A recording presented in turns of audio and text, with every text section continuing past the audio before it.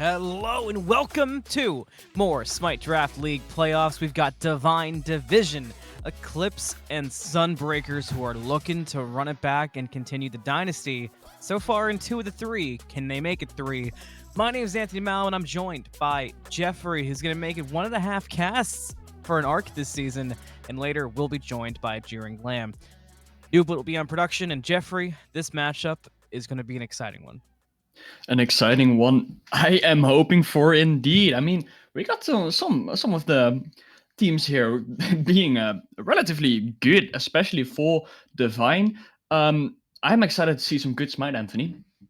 I am too. It's been an exciting season from both of these teams. I mean, Sunbreakers started off, we'll talk about them first, as the team that was overwhelmingly picked by casters to be a top 2 team, and for good reason. The names on there were all SDL veterans for the most part that everybody was familiar with. It kind of seemed like, how could they possibly have not to pin the best? They started off with Dracul in support. Now we see Stanaway in there as the season's progressed, with that being an early season transaction, and their season just wasn't what they expected. And for Eclipse, YeetOnDaNaeNae had a crazy season. Got a pentakill. Rizzler got a quadra kill in that same game, and ever since that game, they felt like a different team. So when you look at the players and the stories within the teams, there's a lot. There's a lot there. There's a lot of avenues this could go. And again, the big thing: Sunbreakers want to continue that dynasty, but we do have some bans coming through. And bans, they are, as we see, Charon being banned away. It's someone who we see banned away quite regularly, and rightfully so. It's a god with 5 different ways to CC you, so little bit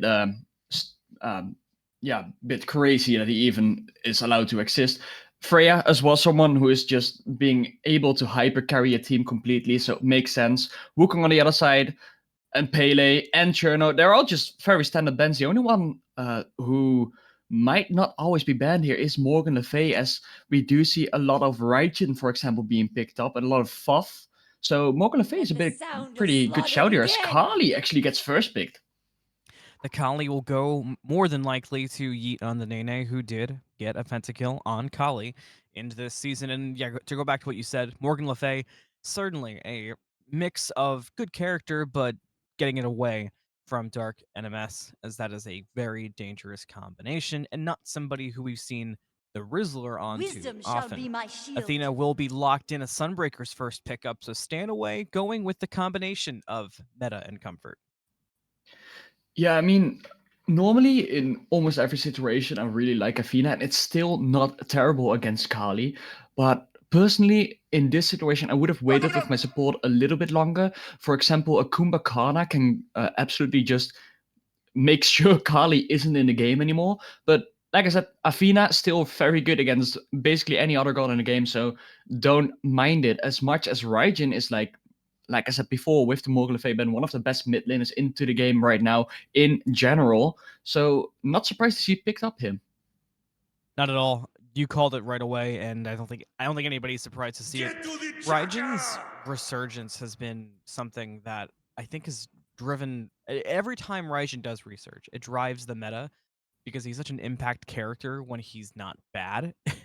And the state he's in currently lends a lot to that. I would be afraid if I'm Eclipse of what Raijin Athena can bring for those late game team fights. The combination of CC and pure damage and how easily it gets across, going to be dangerous to deal with. The Chalk did get locked in for Eclipse, so solo lane already getting figured out, and now the Ola run. So give me your thoughts on the Oldo. Well, I definitely do not mind the Ola run here. Out of the magical ADCs, he is probably the second best one right now. Freya, of course, already being banned away. And with the ADC meta, I mean, crit is going back a little bit, which does counter magical ADC, so they are not as good as they once used to be, but it's definitely still a good pick. The Chalk, however, I don't rate it. Please prove me wrong if you can, TheCasualOne, because I know you're a good player, so maybe you can do it, maybe you can pull it off. I just think there are better picks out there. Ratatoskr, however, I love it. How about you, Anthony? I do like the Ratatasker. Same reason I like the Raijin into this team comp. I think anytime you're able to get an Athena locked down as your first selection, it's really important that you build around the Athena and around taking the most out of that taunt in team fights. And I think Ratatasker is a character who not only can play around an Athena, play around the taunts and the setup and the pressure, but through the Cosmos can do a rare thing for Athena and can actually set up effectively, which usually Athena is the sole setup. And when you have those kinds of options, your team fight can really start to have some strong layers to it. And I think that'll be a big thing for Sunbreakers here. I mean, one thing we know about them is their mechanical skill. That regardless of how their season's gone, we're in playoffs. This set matters on its own. Their mechanical skill is immense. I mean, I wanted to mention it before while you were speaking, so I obviously let you follow through. But with 4 being locked in, my point that I was going to make goes even harder as Sunbreakers. I got so much global presence here. I don't like there. You're not going to be safe anywhere on the map. I mean, 4 dunking you from solo, Red dunking you from the jungle, and no matter where you are, Athena's just going to follow up with her ult as well. It's going to be really, really hard for Eclipse to be safe, basically anywhere on the map. Someone who helps with that, though, is the Nox. As Nox silence is one of the things that really, well, goes against this global presence, but it's still going to be very scary. Yeah, I'm having a hard time imagining a world where Eclipse can stand and throw hands in a team fight. It kind of feels like the only approach that they're going to have is to just kind of sit by and they're gonna have to use guerrilla warfare essentially. I can't see another way in for them to win these team fights.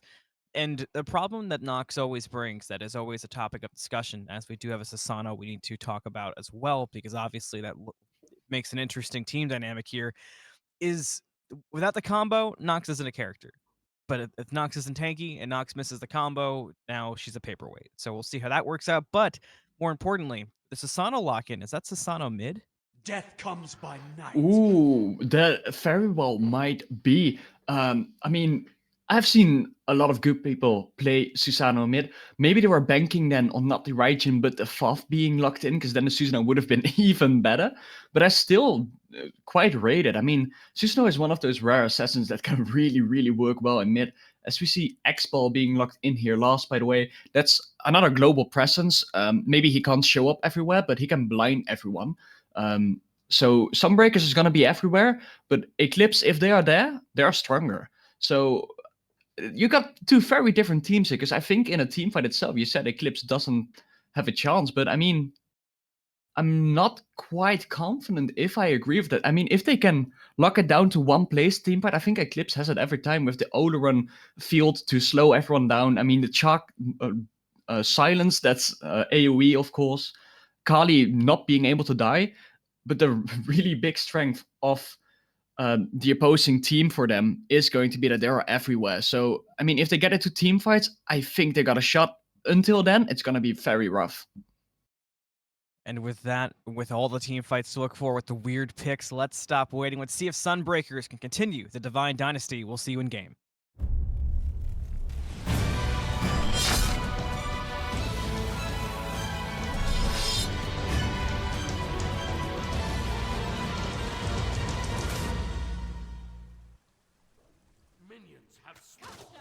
Defending champion Dynasty versus crazy god selection and picks across the map. A season of disappointment for one side, a season of dominance and comebacks for the other.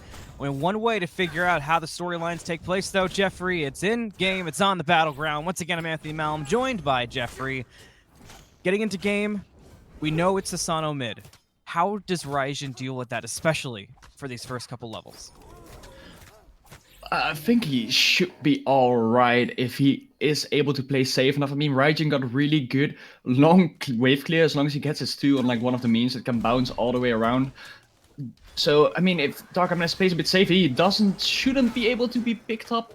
And like this, like the dash, very long range. I mean, good effort by the wrestler to try and go for that. They get pressure off it, but no first blood quite yet. Taking a look across the board at relics, the most interesting 2 that I see is a blink for the Rizzler in the mid lane, as well as meditation for Stanaway, as opposed to the shell that Low Life picked up. Virtually stepped up in the mid lane, did get poked out some more. It's going to happen against 2 assassins in that 2v2 mid. It's not going to be easy for the first few levels in terms of the poke that Sunbreakers can deal with, but there's certainly a way to play around it. Like Jeffrey said, Raijin's a good selection for it. Who, thankfully, for Virtually, the Wind Siphon didn't hit that time, so not too much damage will follow up. I mean, it is the Rizzler, right? We know him for being a bit weird sometimes, in a good way, of course, as he might be in a bit of trouble. Will be able to just walk out fine. Was a good full wall, by the way, Anthony. Almost got him killed. Yeah, that was a really good wall. Virtually somebody who can play Thor up a level. We've seen Virtually perform in Immortal this season as a substitute for the seismic shockwaves at one point, and played Thor and did it very effectively. Notably, though, he did come on more in that late game. He was a bit more impactful, especially with the ultimates. So keep your eye on how early as opposed to late goes. Another bit of a tussle in mid, but again, Virtually gets away. That's going to be the story of it. Lots of poke across the map as Phoenix very low in solo as well. Was able to get away from that. So Jeffrey, so far, we're 2 minutes in. No kills, but the damage that we're seeing go back and forth is kind of ridiculous. Indeed, and one thing I want to mention, by the way, I'm sure everyone has already seen it, and I had already seen it, but now is a good time to mention it. It is actually the Retta Tusker in solo, where maybe, at least I would have expected that to be Fall and the Red in jungle. So that's quite an interesting take to go for, but I do like the presence that Fall brings, as Red kind of has to like wind up his ultimate to get somewhere. Fall just dunks in practically instantly. So I do rate it, as we see a little buff invade here onto the blue. Phoenix has the dash away, is fairly low, but we'll just concede that blue buff and not be in more danger than that. And I guess part of it might be just comfort for the players on those picks. I haven't seen Phoenix play Thor, and I haven't seen Virtually play much Ratatasker. And maybe in the background of my mind, he's played it one time, maybe it's even season 1. It was a long time ago, but still could work out. It just, I mean, anything could work out at this point. It's been a long season. We get to points like this where low life is in lane. Low mana gets dashed on, taunted in. Look to the skies. Here comes Virtually, who lands down a ACookieNamedJoe. Wall gonna hit low life. Gonna be first blood for Sunbreakers. Now ACookieNamedJoe will go for the escape and should be able to get away. Rizzler is on the way over to help out the Olderun, which will be enough for Sunbreakers to back off. Not interested. Getting aggressive, but now Eclipse looks to re-engage at the shield buff. A blink forward from the Rizzler. Typhoon followed up. Okay damage on Virtually. NoboFish was the next target. Was able to dash away. So no return picks from Eclipse, but 1 kill for Sunbreakers, leading to a first blood. A first blood indeed. I mean, a little bit unfortunate there. I think if Stanaway immediately rushes after ACookieNamedJoe, he might get that second kill, but hey, you got first blood, you all get out, even though the Rizzler comes over, uses his relic as well, so it's an absolute W for the Sunbreakers. So hey, they shouldn't be complaining. Not at all. With a first blood like that, and it goes to Thor, who is somebody you want to get those kills on, you want to get as ahead as possible. Do you expect to see them continue to use the Thor being ahead and head over to that duo lane, maybe focus out the Olderun, who obviously does have Sanctified Fields, but is a good target for a Thor? Do you expect that to be a common theme, or could we perhaps see the Thor put more pressure in mid to try to help out the Raijin against the Sasana? I would sure hope for Virtually that he indeed sits on this duo lane. I mean, helping out his mid laner obviously is also a great choice, but I think Darknms should be able to play relatively safe in his mid lane, just don't get picked. Maybe he doesn't necessarily win the lane, but he shouldn't lose it either. As Olderun is not a safe character at all. You don't have a jump, you don't have a leap, you don't have a dash or anything, you don't have a CC immunity ultimate. I think if Fall dunks there, he just dies every single time. Yeah, not what you want. It's so tough in these matchups, Jeffrey, especially in the first rounds of the playoffs, because it feels like teams are both aware and not caring about the stakes, because it still doesn't feel like the nitty-gritty of playoffs. It doesn't feel like semifinals, or doesn't feel like finals yet. It still kind of feels like that regular season vibe, and we know there was a break for the majority of these teams before we got to this first round, so there's still some synergy jitters to get out as well. Phoenix actually a bit low, but able to dash away. With the break before, with the mindset of this is a bit tense, you know, it doesn't feel too crazy yet, but our season could end here if we're not careful. Having been in playoffs recently yourself and made it far, how do you handle that first round mindset? So I will hold up for a second here as Nox is actually in a lot of trouble. I'll give it back to you. Should have been able to walk away. I honestly didn't expect that to turn into much. It felt like Low Life could have just turned and walked away much earlier, but ultimately we'll be safe, so I think we do have time. All right, then to answer your question, I mean, when you're in a tournament like this, yes, you had a bit of a break, so it's gonna be a bit rusty, bit rough. I do hope these teams did play at least some casuals together inside of their break, but you should play every single match as if it's the last one, as if it's a final, as Chalk will fall down here towards the fall. I'm sorry for not handling it back, didn't see it in time. We will get the second block of the game. That was the last one for the Chalk there. It's so unlucky, didn't have that ultimate up, just kind of caught no man's land. Okay, I'm very confused. There's a Gauntlet of Thebes on that Chalk. Yeah, actually, if you want to know, I've seen a lot of EU players in solo been cooking this up lately as well. Okay. I guess he does get assumes to be out pressured by this Red Tusker a lot, and all of his minions will die towards the tower. Yeah, I'm not the biggest solo laner there is out there, but I don't rate it too much, the Gauntlet of Thebes. But hey, I mean, if you do get it stacked, it gives a lot of protection, so I guess he's just in the kitchen right now. We'll see how the cookery works out. I mean, hey, there, like you said, if it's being used in EU, there's always a different perspective there. I think you and I have both seen some crazy things over in the EU League, so there's a lot of potential. Currently, 8 minutes, 15 seconds on the clock. 2-0, Sunbreakers, gold lead. 3K, so a fairly good bit to write home about if you are the Sunbreakers. And the experience lead, not significant, mostly about half levels across the board. But it can snowball quickly. Eclipse trying to change that snowball, heading forward. Rizzler blinks forward. Typhoon going to turn to Stanaway because of the taunt, but Darknms got caught by Yeet in the background. To be the first kill for Eclipse. Could be another one if Stanaway can't get away in time, but Defender Olympus will get off in time. That brought Stanaway to solo, where TheCasualOne was lying in wait, and now Phoenix has to turn into a defender, but Stanaway will be able to escape. Yeah, meditation there saving the life for the support after the ult. Oh, actually, big ult by 4. I'm so sorry. So Walknex as well will get a double kill now. Still not done yet as Expo is dashing in. 4 being brought back. Kali ult already being expended, but 4 being able to get out as the Rizzler falls in the backline. That HP. No, the beats. No, he gets it with the Fury. Insane from Virtually there. Does get picked up by Yeet, but you can't deny that. No right to that triple kill whatsoever. That's going to be 6 kills now for Sunbreakers in total, and you can see what the charts say about it. Unbelievable play from Virtually. You know, we talked about it not feeling like playoffs too much yet when you're in that first round, but right there, Virtually made a big-time play. And Virtually being somebody who tends to come online in late games, having 5 kills before the 10-minute mark, that's huge for Sunbreakers. Yeah, he's him. That's all I can say about it, Anthony. He is him right now. Virtually going absolutely massive.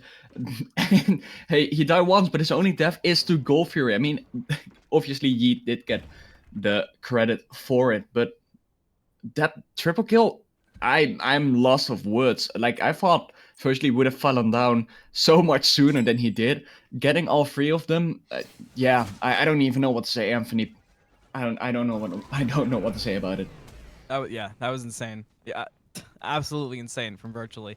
That's the Virtually that I have been dying to see in playoffs for 2 previous seasons now, and we finally get to see how it goes down. And if that's an idea of what to look at, if that's an idea of what to deal with for Eclipse, this is a tall task for the boys in blue. Virtually will run into Low Life. The wall can be a bit off the mark, however, so Low Life will be okay. We've seen Low Life get into a couple bad spots in that exact area so far, but that time was not it. 1 minute till Beacon. We'll see if that's a big fight. Darknms runs into YeetOnDaNaeNae, who was lurking deep at the green buff, jumps forward, will use Destruction to help find it. That's going to be a bit off the mark there from Low Life to get any damage reduction, but thankfully it would have been just on Stanaway for a slow, so I guess Eclipse got the best they could have possibly gotten out of that scenario. Yeah, I mean, I can't BM Yeet too much because they did get the kill in the end, but I'm not quite sure why they expended the ult for it. They were in range to basic attack, already got the hastened online as well, so I don't think it was necessary to ult as the full HP Kali there, but hey, they got the pick, they got what they came for, but now they're in trouble and no ult up. Sanctified Field is going to be used maybe to help the escape, but virtually was already up into the sky. A lot of options here. Going to land, find the hit onto Yeet, who does not have that ultimate, but did get stunned out. Now Stanaway's here too, but the wall does damage and Yeet's going to get dropped. Low Life shows up to try to help out ACookieNamedJoe. Also a rotation from the Ryzen. That's going to be 4 members with Radtasker here making it the 5. Sunbreakers is 5 strong on this beacon. So there's not much Eclipse can do about it. Rizzler just has to watch from the sidelines as the Sunbreakers will pick up the first beacon of the game. The first beacon indeed, and most likely not the last, as since this season, of course, we do get 6 beacons now instead of 3, in case the game goes very long. But yeah, I mean, it is playoffs, so I'm expecting a long game. How about you, Anthony?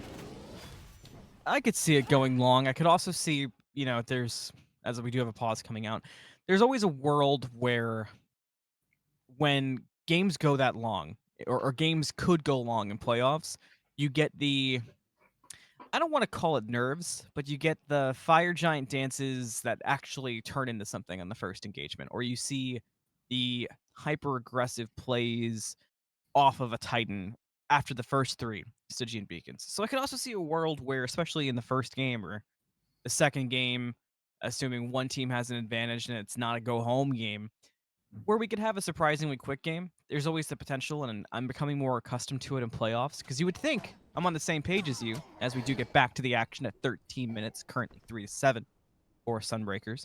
You would think that playoffs would lead to those long barn burner games due to the skill being close, but sometimes the teams come in and they've got so much strategy, such a big plan, it can just be a speed run. Well, yeah, indeed, and the only problem is right now, you would say Sunbreakers take it all the way, because, I mean, they are quite a bit ahead right now, like already around 4k gold, a little bit of XP as well, not too much though, but, I mean, you gotta imagine this, if, for example, the Rizzler gets 1 pick on Mr. Rapos virtually in this game right here, everything could turn around in just that 1 pick. I mean, getting the Susanoo big should be top priority right now for Eclipse. Then again, they also got a late game Kali if they do get towards that late game. And like I said before, if they all group up in these team fights, Kali ult, Nox lockdown, the Sanctified Field, they're looking good if they can manage this out all the way to late game. Yeah, the team fights are going to come down to, does the lockdown hit, and does it hit first? Or does the overwhelming team fight initiation of Sunbreakers shine through? And I think you made a good point talking about the Susanoo that needs to come online sooner rather than later.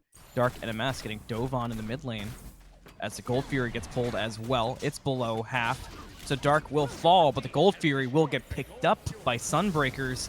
They're going to try to make a play at the back end of it. Sanctified Fields comes out through the Cosmos used as well, but virtually had to escape, so now we're spread. Eclipse is deep, but an ultimate off the mark there from TheCasualOne. Stanaway, the only person in trouble.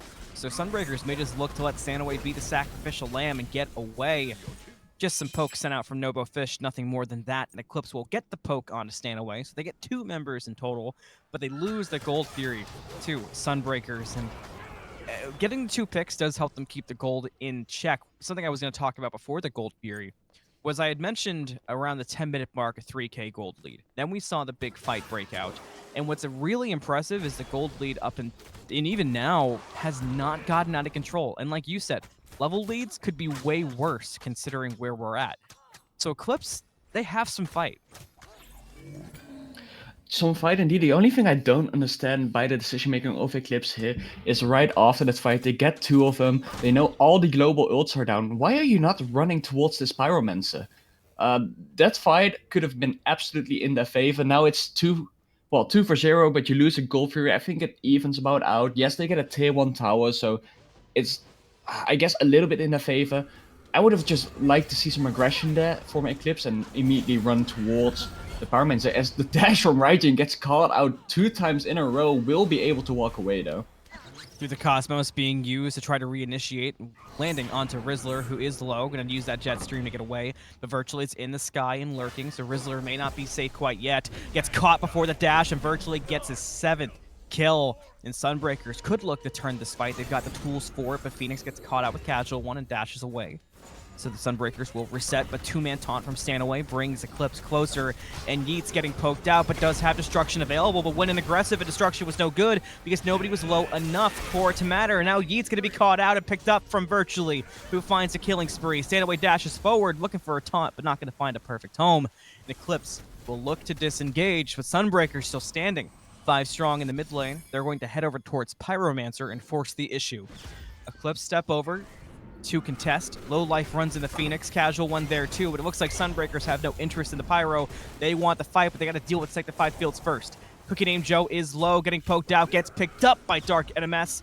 Sunbreakers have Phoenix who after Low Life. Nobo cleans him up. TheCasualOne in trouble as well. Typhoon charged up, Dark gonna be in trouble, and Rizzler gonna find one, but not before a double kill from NoboFish. Now Rizzler getting chased out by Phoenix, and the wall is perfect and virtually gets his 9th kill. The Sunbreakers, no matter the effort from Eclipse, cannot be stopped.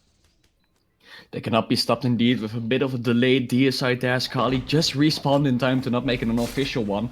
Going back onto the Pyromans, and our Kali is back in mid. A few low health bars on which Phoenix here, who was tanking the Pyromancer, but doesn't look like the Kali wants to commit on top of it. And once again, just a very big team fight from the Sunbreakers. A little bit unlucky as well if you look at Eclipse here. I mean, it was a good ult by ACookieNamedJoe all the way in the beginning, but also really good initiation there from Darknms, not really caring about the Sanctified Field and just dashing in on top of it, getting a pick on someone who's 2 levels above him at that particular moment, getting a lot of XP from it. I love it. I love it, Anthony. I do want to give flowers to one person, and that's TheCasualOne. We talked about that Gauntlet of Thebes, and while Eclipse is not having the cleanest game in the world, the tankiness of TheCasualOne has pulled through massively in these team fights. TheCasualOne's able to face tank so much damage, and while the opportunities aren't being taken advantage of, there's opportunities being made. 18 minutes, 40 seconds across the clock as the gold lead sits just below, just now at that 6K mark. Experience around 5,000, 6-13.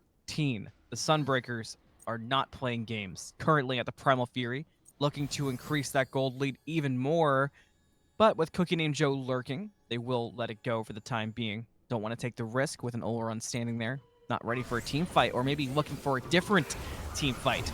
Low Life will be aggressed on, already dropped low, gonna get picked up, and Nobo gonna get the credit.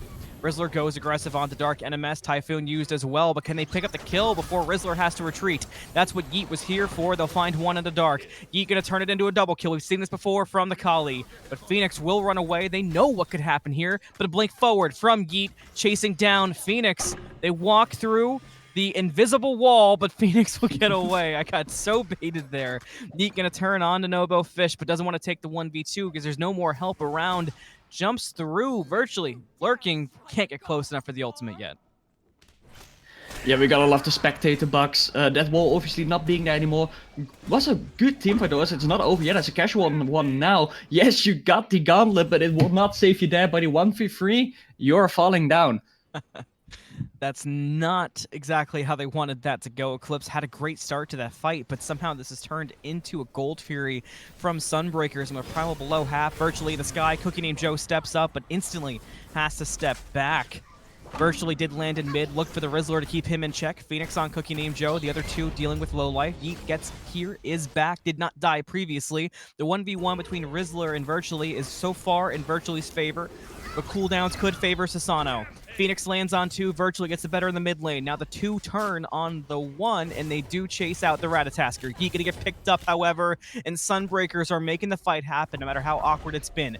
ACookieNamedJoe looking for any kind of pick, but cannot do it in time, and Stanaway will get the credit. Sunbreakers clean house yet again, dropping 4 members. No matter how awkward it may have been, TheCasualOne is lurking as Primal Fury gets pulled up. We'll see if there's a steal attempt. Phoenix lurking. Primal Fury at half health. TheCasualOne looking for any opening, but will wisely take the non-heroic option. Just look for some farm. Primal Fury goes to Sunbreakers. Sunbreakers get their third Gold Fury, I believe. Oh, no, they didn't finish the other one, so I think it's the second one, actually. My apologies. Already got a Pyromancer before as well, of course, so that would be the third objective. That one should be correct. That's quite massive already, 21 minutes in, and I mean, at this point, with how they're fighting, 10 in 1 for virtually, they're so far ahead, they might be looking to spool a Fire Giant soon. Gotta be careful though, because Kali is still Kali. That last fight though, I don't know what went on in Yeet's mind over there. I think they had the wrong decision making there. Their target was low, and for some reason they went for the full HP Athena. Rizzler just got blown up. Virtually gonna get their 11th kill. And Sunbreakers have the openings for a great fight. YeetOnDaNaeNae goes aggressive on the Darknms, but has to jump away, but gets caught out and taunted in by Stanaway, and Phoenix is gonna pick up the kill. 21 total for Sunbreakers, and they want to add even more than that. The Nox is in the background, but they have eyes on the chalk, and they were seeing red for a moment. They will back up and heads towards that Pyromancer. Virtually, we'll just hang out in mid and get as much poke as possible. TheCasualOne was tanky for a while, but with the lack of farm recently, has been at that level 16 mark for a long time. Sunbreakers pick up Pyro, and everything is going red. Everything is going red indeed, as Sunbreakers are just expanding their lead more and more. As the third Stygian Beacon is spawning here as well, so we will see the Titans run at each other soon. I do believe that will be into the solo lane by the looks of it. Just got up into my screen. I was going to say mid lane, so I'm happy it went up before I said anything. Gave myself away anyway, it doesn't matter. But that also means we will get to see the Titans run at each other right next to this Fire Giant, so we might see some play around there.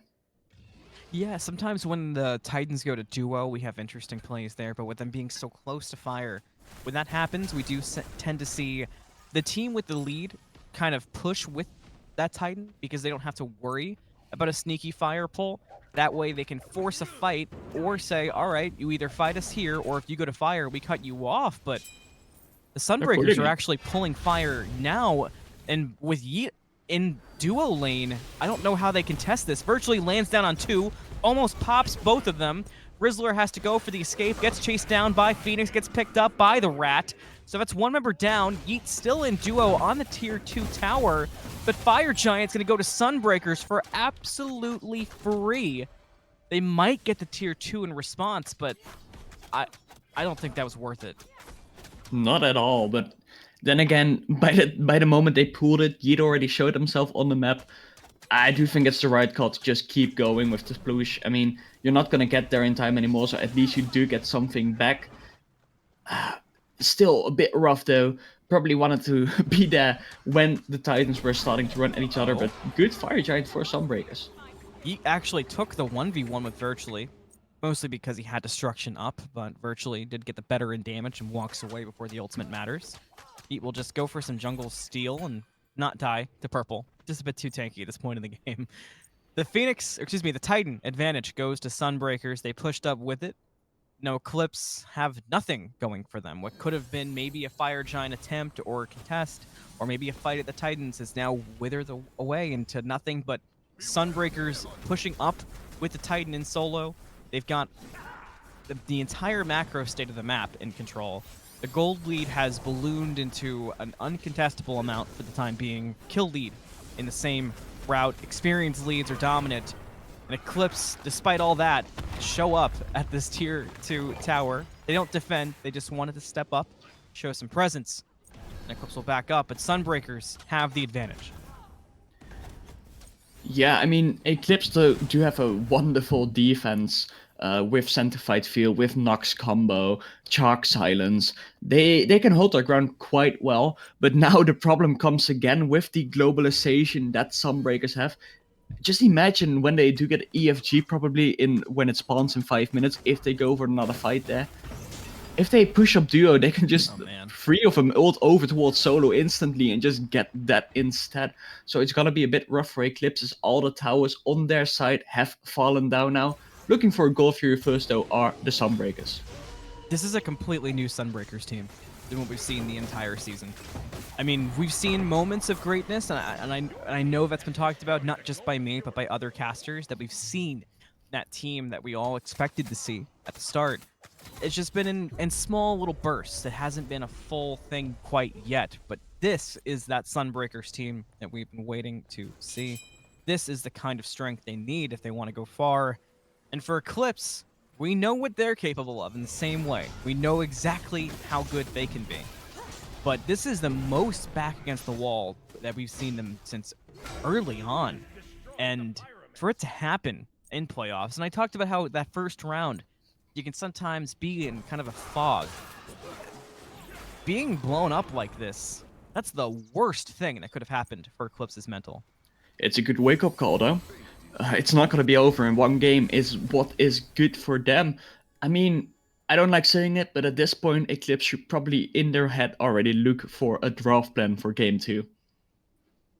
That wouldn't be the worst idea. I mean, in moments like this, where all you can do is sit back and try to farm any minions that get pushed up to you, this is probably the time to talk about it and say, do we think it's been completely the Thor, or is it just the overall global pressure that we have to respect? Do we want to do anything about the Shibalanke, who has been a very silent killer so far? There's a lot of avenues they can look into, but for Sunbreakers, they have kind of the opposite thing for me. I stay focused on this game if I'm Sunbreakers, and I say, all right, until we see the victory screen pop up, we're in the fight of our lives. I don't care if it's, 100-0 with a 100,000 gold lead. We play till the clock stops. Lowlife gets caught in a taunt, and virtually is there as well. Nobo also lurking, but with the shadow lock, Lowlife will get away barely. Yeah, I feel like I have to say this every single time I'm on a cast, which this season, unfortunately, isn't that often. But it's not over until it's over. We have seen bigger leads being thrown away before. So, yes, you probably should be talking about what you're going to do next game, but this game is still definitely winnable. TheCasualOne goes in off of the ultimate from Nox. Eclipse look for the defense. They're able to defend that mid Phoenix, but Yeet pushed too far, and Nobo was able to get a pick. Stanaway going to use that defender for Olympus to try to get away. All the global ultimates being used. Stanaway retreats virtually, goes in as Phoenix went out. This is the first miscommunication Sunbreakers have had. We'll see how much it matters. Virtually gets caught out in a lot of trouble, but is able to get the double tap away for the escape and not going to be caught in Sanctified Fields and fall. That's still huge. That would have been a lot of gold, a lot of experience going the way of Eclipse. I mean, at the moment, virtually is a walking mini Gold Fury. So for Sunbreakers to get Thor out despite that huge miscommunication, not the worst thing. And like you said earlier, EFG's around the corner, so that bad siege, because you didn't lose anything, not the end of the world. I mean, yeah, they didn't get a Phoenix, but in the end, I think they just win more than they lose. They did kill the Kali. Kali still being dead with this EFG already being up. I wouldn't be surprised if they started up here.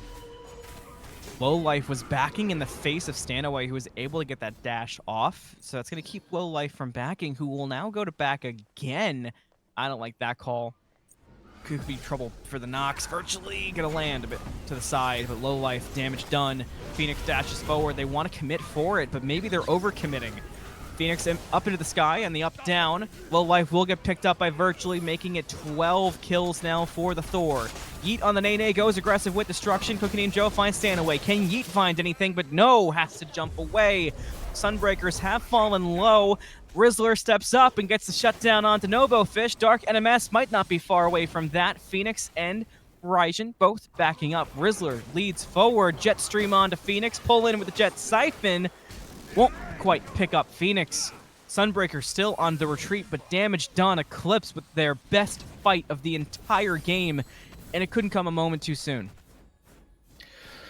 All I'm saying here is Rizzler has better control over his W than I do. I would have gone hard over there. Virtually is actually looking to go back in over here, jumping on top of ACookieNamedJoe, but he dipped back just in time. Will not be caught.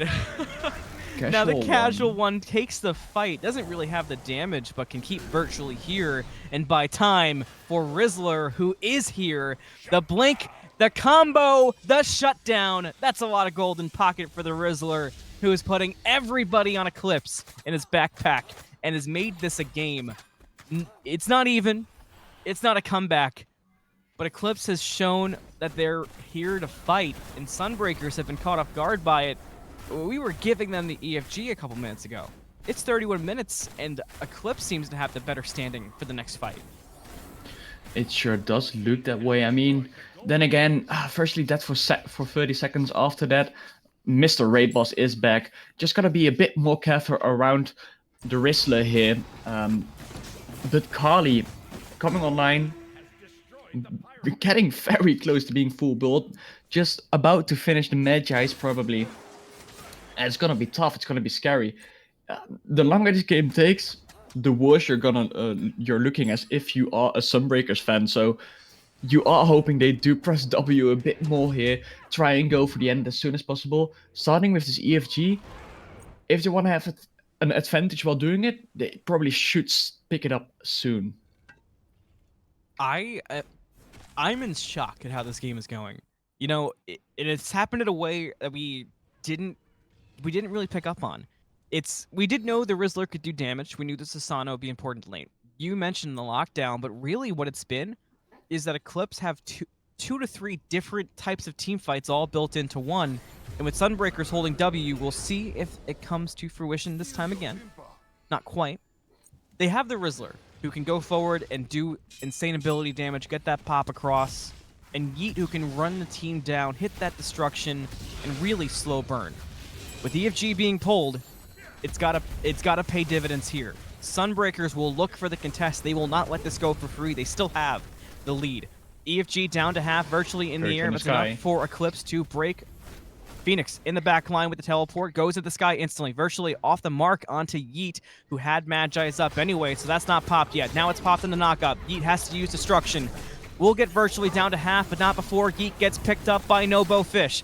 Now Eclipse re-engage. CasualOne's in deep, and ACookieNamedJoe is able to find Stanaway. Rizzler's able to find NoboFish, and what's happening, Sunbreakers? They're falling apart at the finish line. Eclipse have fought all the way back and pick up 2. They did lose Yeet, so they can't necessarily do anything for free quite yet, but Sunbreakers can't win a fight all of a sudden. We were asking for some interesting Smite, and man, did we get some interesting Smite here. I thought this game was all but over, and here we are. Eclipse proving everyone wrong as they're not done yet. Darknms has being very low. Rizzler not gonna give it up. Teleport is here. They got him! Inside. They got him. Insane! I can't believe it, Jeffrey. I absolutely can't believe the comeback we've seen. Virtually's in the sky. He will land down looking for Rizzler, but will land late. Wall off the mark too, and Rizzler's lead them on a chase. They're on EFG this whole time, so now Phoenix is the only person there. But they couldn't burn it very fast. They lack that traditional ADC. Fire Giant's at half health, but Phoenix is lurking, so is Virtually. They got to play this safe. They're going to 50-50 it in their face, and Rizzler's not here. They will let it go. They will make the better call. They look for Virtually. They could pick him up, but he's just out of range because of the wall. It was very close. But Phoenix and Virtually both disengaged. Stanaway was there for safety, but CasualOne still hunting around for Virtually. They won't find him ultimately. They'll head back towards that EFG. Phoenix is here, so is Stanaway. NoboFish not far either. EFG gets started up. Rizzler's playing defense. Phoenix does get caught into an Ox combo, but will go for the retreat. Is taking a lot of poke, but once again, Eclipse let go of the EFG. Yeah, I would like to see some commitment here, as actually Carly is committing on the thing I don't like commitment on. NoboFish being very low risk, getting the first kill, as now Virtually is up into the sky, might land on the seasonal here, and that is a very big pick for the 4 ACookieNamedJoe, getting Phoenix into the back line. Now walking into 3 of them. Yeah, you have Sanctified Field, but it's still 3 of them. Sunbreakers is caught in Sanctified Fields. Darknms gonna get popped from ACookieNamedJoe. It's a double kill for the Ulduran. And Eclipse are gonna turn their attention to Stanaway, who's also low, but Yeet's taken on Virtually. Virtually will find a kill onto Yeet, but not before the CasualOne's gonna erase Virtually. So 4 down for Sunbreakers. Eclipse not doing it the cleanest. But Jeffrey, I'll be damned, they're still making it happen. They're stepping up to the Phoenix. They don't want to waste time. They got 20 seconds until NoboFish is back up and Stanaway's got to go heal, but hasn't even done that. But this Phoenix is getting burned really slowly. They just don't have the siege damage they need for these structures. They will pick up the 1 Phoenix, but they will not get more than that. No, I mean, this never would have been an end call with still a tier 1 tower being up into the mid lane. They do get a Phoenix though. That's very big. Maybe could have gotten a bit more if they did have a regular Hunter up, or if Kali was still alive. But hey, can't complain there. I mean, we said it before, Anthony. Not even 10 minutes ago, we were talking about how they should give up on this game, or at least I was. And Yeah. now they're winning it. Yeah. What else can you say? I mean, we've been proven wrong in this one. You know, I say it every single time that you should not count yourself out, and we have seen bigger throws in Smite. This is that bigger throw. This is the game we're talking about right now. But then again, Sunbreakers is also not a team you can count out. Yes, they have lost the previous 5 fights. The 6th one might go that way. You never know. Phoenix caught in the combo, but they are pushed up very far. Eclipse has to play this right. They could be selling out, and they do. ACookieNamedJoe gets picked up. They saw too much blood, and Low Life's gonna follow. NoboFish gets a double kill off of it. Eclipse saw what they thought was an opening, but it was just a trap laid by Sunbreakers. Accidental or not, the damage is done. They go right to that EFG, and Eclipse, I think, are aware of it, and I think they're just gonna concede that EFG. That's a big mistake from Eclipse. We can sing the praises all day long about the comeback, but that was a massive misstep. A massive misstep indeed. I mean, they still got the global presence. You see, they're not moving up with all of them. It's just 2 of them moving up onto the mid lane. And yes, you immediately got Red dunking you. You got Fall dunking you. You got Athena ulting it. You don't see anything because they got an X-Ball as well. They got so much presence. So if you're not together with 5 people as Eclipse, you just lose the fight. And this is what I'm talking about. Fight 6 went Sunbreakers' way. And now they got the EFG. 37 minutes. It's 18-29. The kills are crazy. 14 for Thor, 10 for Shipalanke, 6 for Rizzler, 5 for Yeet. It's insane, the kind of fighting we've seen. We're at the point where gold is going into 3k pots, so the damage, the tankiness, it's getting crazy. Relics are all getting upgraded. Everyone's on full build and then some. They've been able to make options. 500 pots are getting pulled in. Wards galore. Everything you could need. Sunbreakers caught a break. They honestly, I think they would have been more than on the back foot, except for that 2-person pick in the mid lane. But now they have the siege, Jeffrey. Do they have the tools to do it? They very well might be. I mean, I got it before when we still thought that Sunbreakers had this game in the bag. Yes, Eclipse have a very good defense with the Sanctified Field, with Nox lockdown, with Kali not being able to die in her ult. Shark silence. But if you, for example, Red 4 and Athena ult all the way over to another Phoenix while they are defending, they just get that. Especially with this EFG, it just gets burned down. What's really interesting too is being game 1, the way mentals are going to be affected by this game will have lasting effects on the entire set. Sunbreakers walking down solo. Rizzler was heading towards Primal, but forced to back. They have to respect the siege potential of Sunbreakers no matter what, because like Jeffrey said, there's room to make a play happen. They could get crazy. Yes, I mean, crazy. They could go. The one person I'm looking at to maybe do a bit more than they have done this game so far is Darknms, not on their best game this season so far. Here they come. Sunbreakers step into the Phoenix. A big knock up from TheCasualOne in the back line. Sanctified Fields 2. There's that defense Jeffrey was talking about, but TheCasualOne did get poked out. He has to walk away. Rizzler goes aggressive, looking for Darknms, follows him through the wall, gonna find a pick. That's 1 gone for Sunbreakers, and they're not looking too healthy. So Rizzler, once again, is the kryptonite for the defending champions. Rizzler gonna head around the back, gonna run into 3, has Yeet close by 2. Jetstream for some confusion, but look where Yeet is. They've got them cut off. They've got Sunbreakers in a bind. Where can they go? 2-man stun from Yeet. Stanaway will be picked up. Just a matter of time, but the jump was off from Yeet, so Stanaway is buying a lot of time here. ACookieNamedJoe will find a kill in the NoboFish in the meantime. Virtually's in the sky to help them get away, and Stanaway has run Yeet across the map, but Virtually dives in on the 3. Will get 1 pick, however, but not before falling. Yeet's gonna finally get that kill onto Stanaway. Not the cleanest way to drop 4 members, but Eclipse have done it. 4 gone, just Phoenix up for the defense. 15 seconds until Dark. That means Dark will be there for the defense of this Phoenix.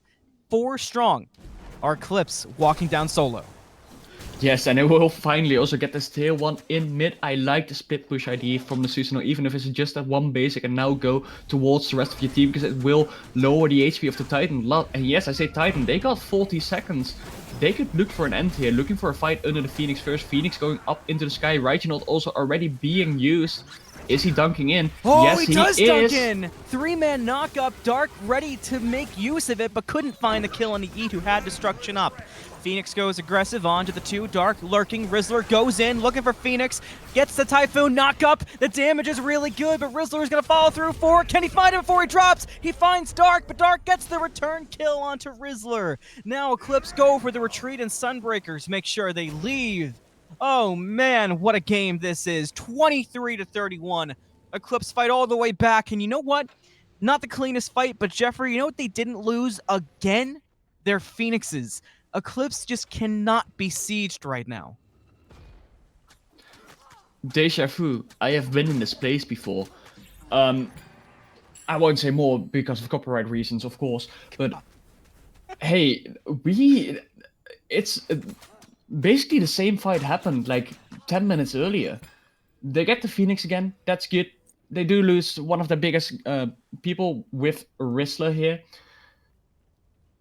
Not terrible though. I mean, EFG spawning right now, and we're probably going to dance right around it again. And I don't think they have any shivers that we were talking about before, Anthony, because Phoenix dances, and more importantly, EFG dances, they are here, baby. I'm giving you a second to catch your breath. Use it. Because 42 minutes, 35 seconds, EFG around the corner, everybody's going to be up, and everyone's going to be involved in this fight. Just a matter of who makes the first move. Stanaway caught in a bit of a lock, but no commitment yet. Yeet will run into Virtually on the side. Gonna jump in and make the play. Beads from Virtually. He's already low, goes for the escape. But they're gonna follow Yeet. Magi's gonna get popped. Destruction used in response. Phoenix gets turned on. Yeet's very low. Virtually in the sky. Could find the landing. Sanctified Fields come out. Virtually off the mark. Can't find Yeet. Has to come back to the main fight. Sanctified Fields couldn't get a lot done. Darknms goes into the ultimate. Brings TheCasualOne in. TheCasualOne heads to the grayscale. Rizzler goes in. Rizzler's been the playmaker. Can he do it again? Can he be the hero again? He's getting dropped low. The aggression comes out, and Stanaway gets the credit. They get rid of Rizzler. The problem child's gone, and Sunbreakers turn the fight again. Lowlife and ACookieNamedJoe will not be able to escape. The 2-man taunt is good. They're sent to a graycation, and 4 members are gone. Sunbreakers are going to run into Yeet. He's got to make a hero play for there to be any chance for Eclipse. He takes the 1v5, but he didn't have Destruction, and Sunbreakers get the deicide. Nobody to defend the siege. They're going to run all the way in. Bombs galore. Phoenix gone. They do it. Eclipse put up one hell of a fight. No one can deny that. But at the end of the day, for game 1, Sunbreakers get the better of it.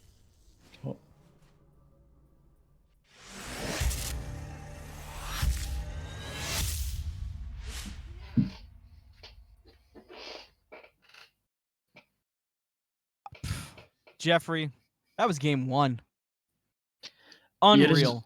This is gonna be a long night, I'm afraid. Oh, I'm afraid. I'm looking forward to it. What Let's a talk game, about elephant Anthony. in the room, Jeffrey.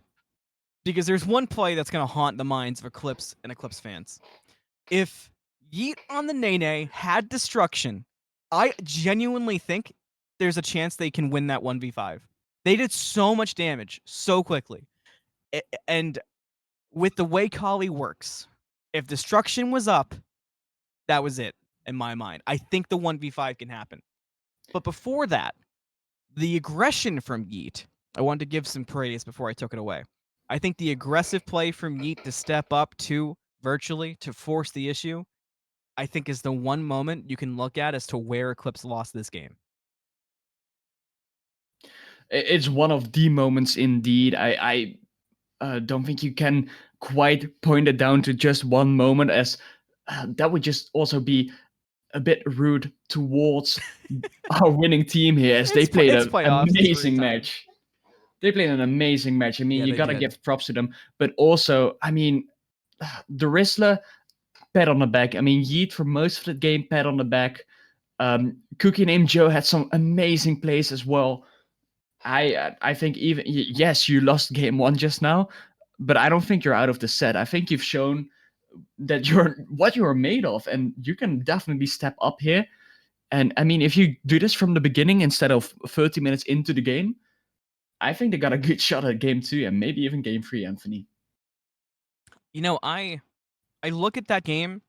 My number one takeaway is that Eclipse have potential to still take it to Sunbreakers. Sunbreakers don't have a walk in the park, and they've learned that. But man, it's crazy to have to take a break between. But we will take a quick break and be right back on the Smite Draft League with more between these two titans, Eclipse and Sunbreakers.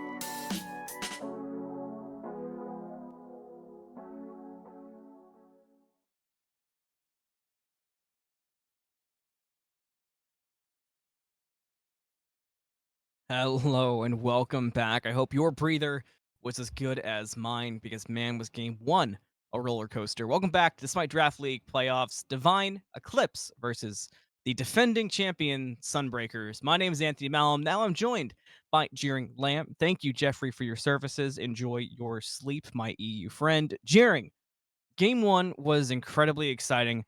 I can't tell you enough.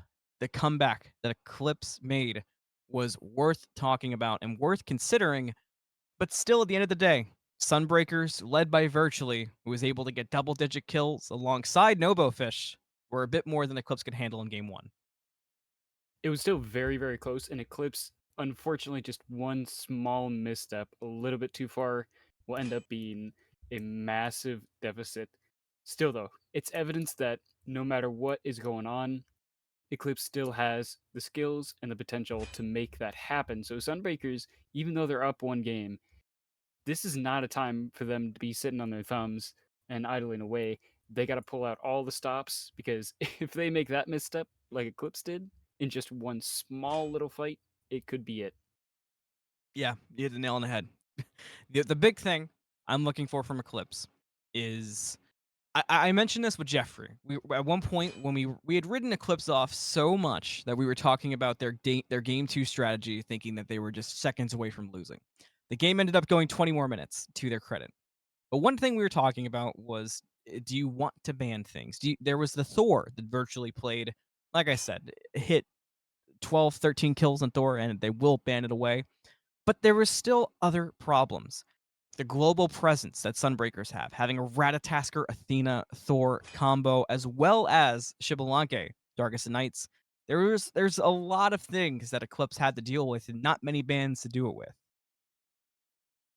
And unfortunately, it looks like Athena and Rat are also going to be left open, but it's just up to them. What do they want to Let the take sound first? of And slaughter it looks begin! like Kali will end up being the prioritized target here.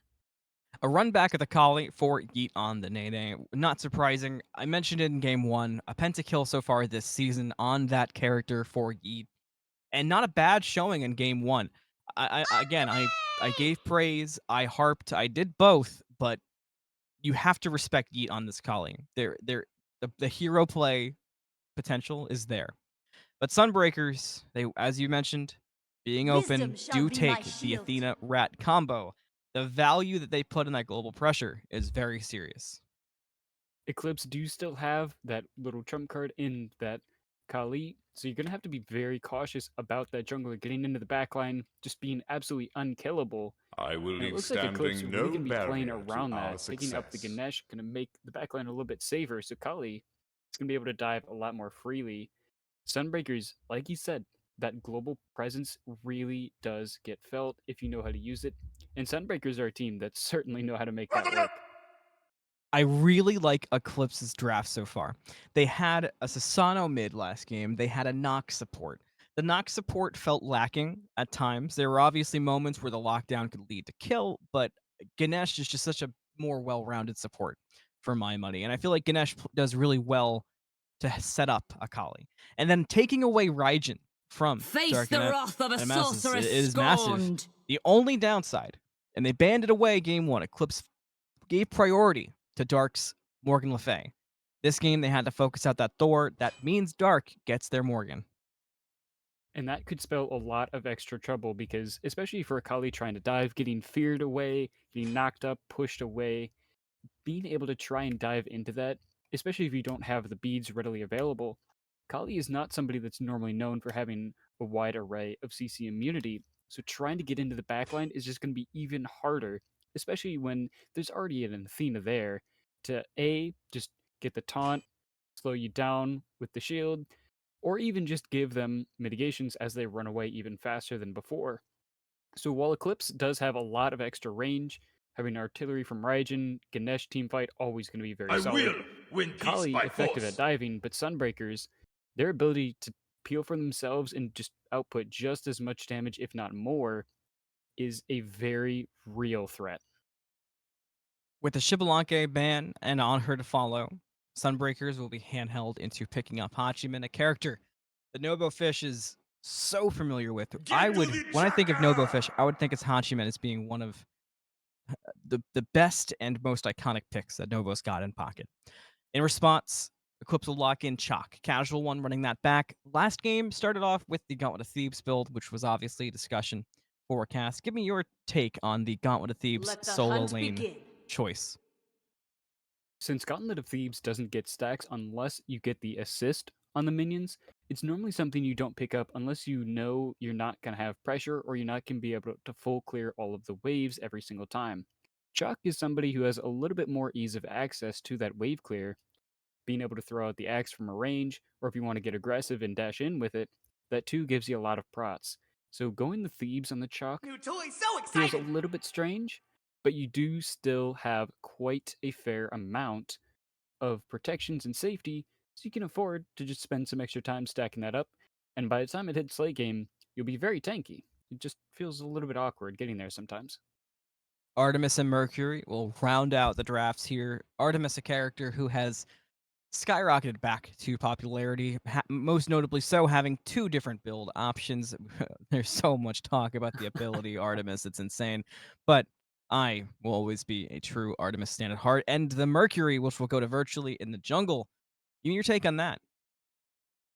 Mercury going into the jungle means even if early game isn't going to be hyper aggressive, you still have Rat and Athena with that global presence to make things happen in the early. By the time it hits mid and especially late, once Mercury has crit online, he is going to be quite literally punching you to death quicker than you can count. So Eclipse, they got their work cut out for them this game, especially if they don't build a Spectral very early. They're going to be taking a lot of damage, but they also, in their draft, have quite a bit of damage of their own to be sending right back. And with that, let's not wait any longer. Let's see. Can Sunbreakers secure that same dominance and maybe without the comeback? Or can Eclipse ride the momentum of their comeback and bring it to the Sunbreakers? We'll see you in game.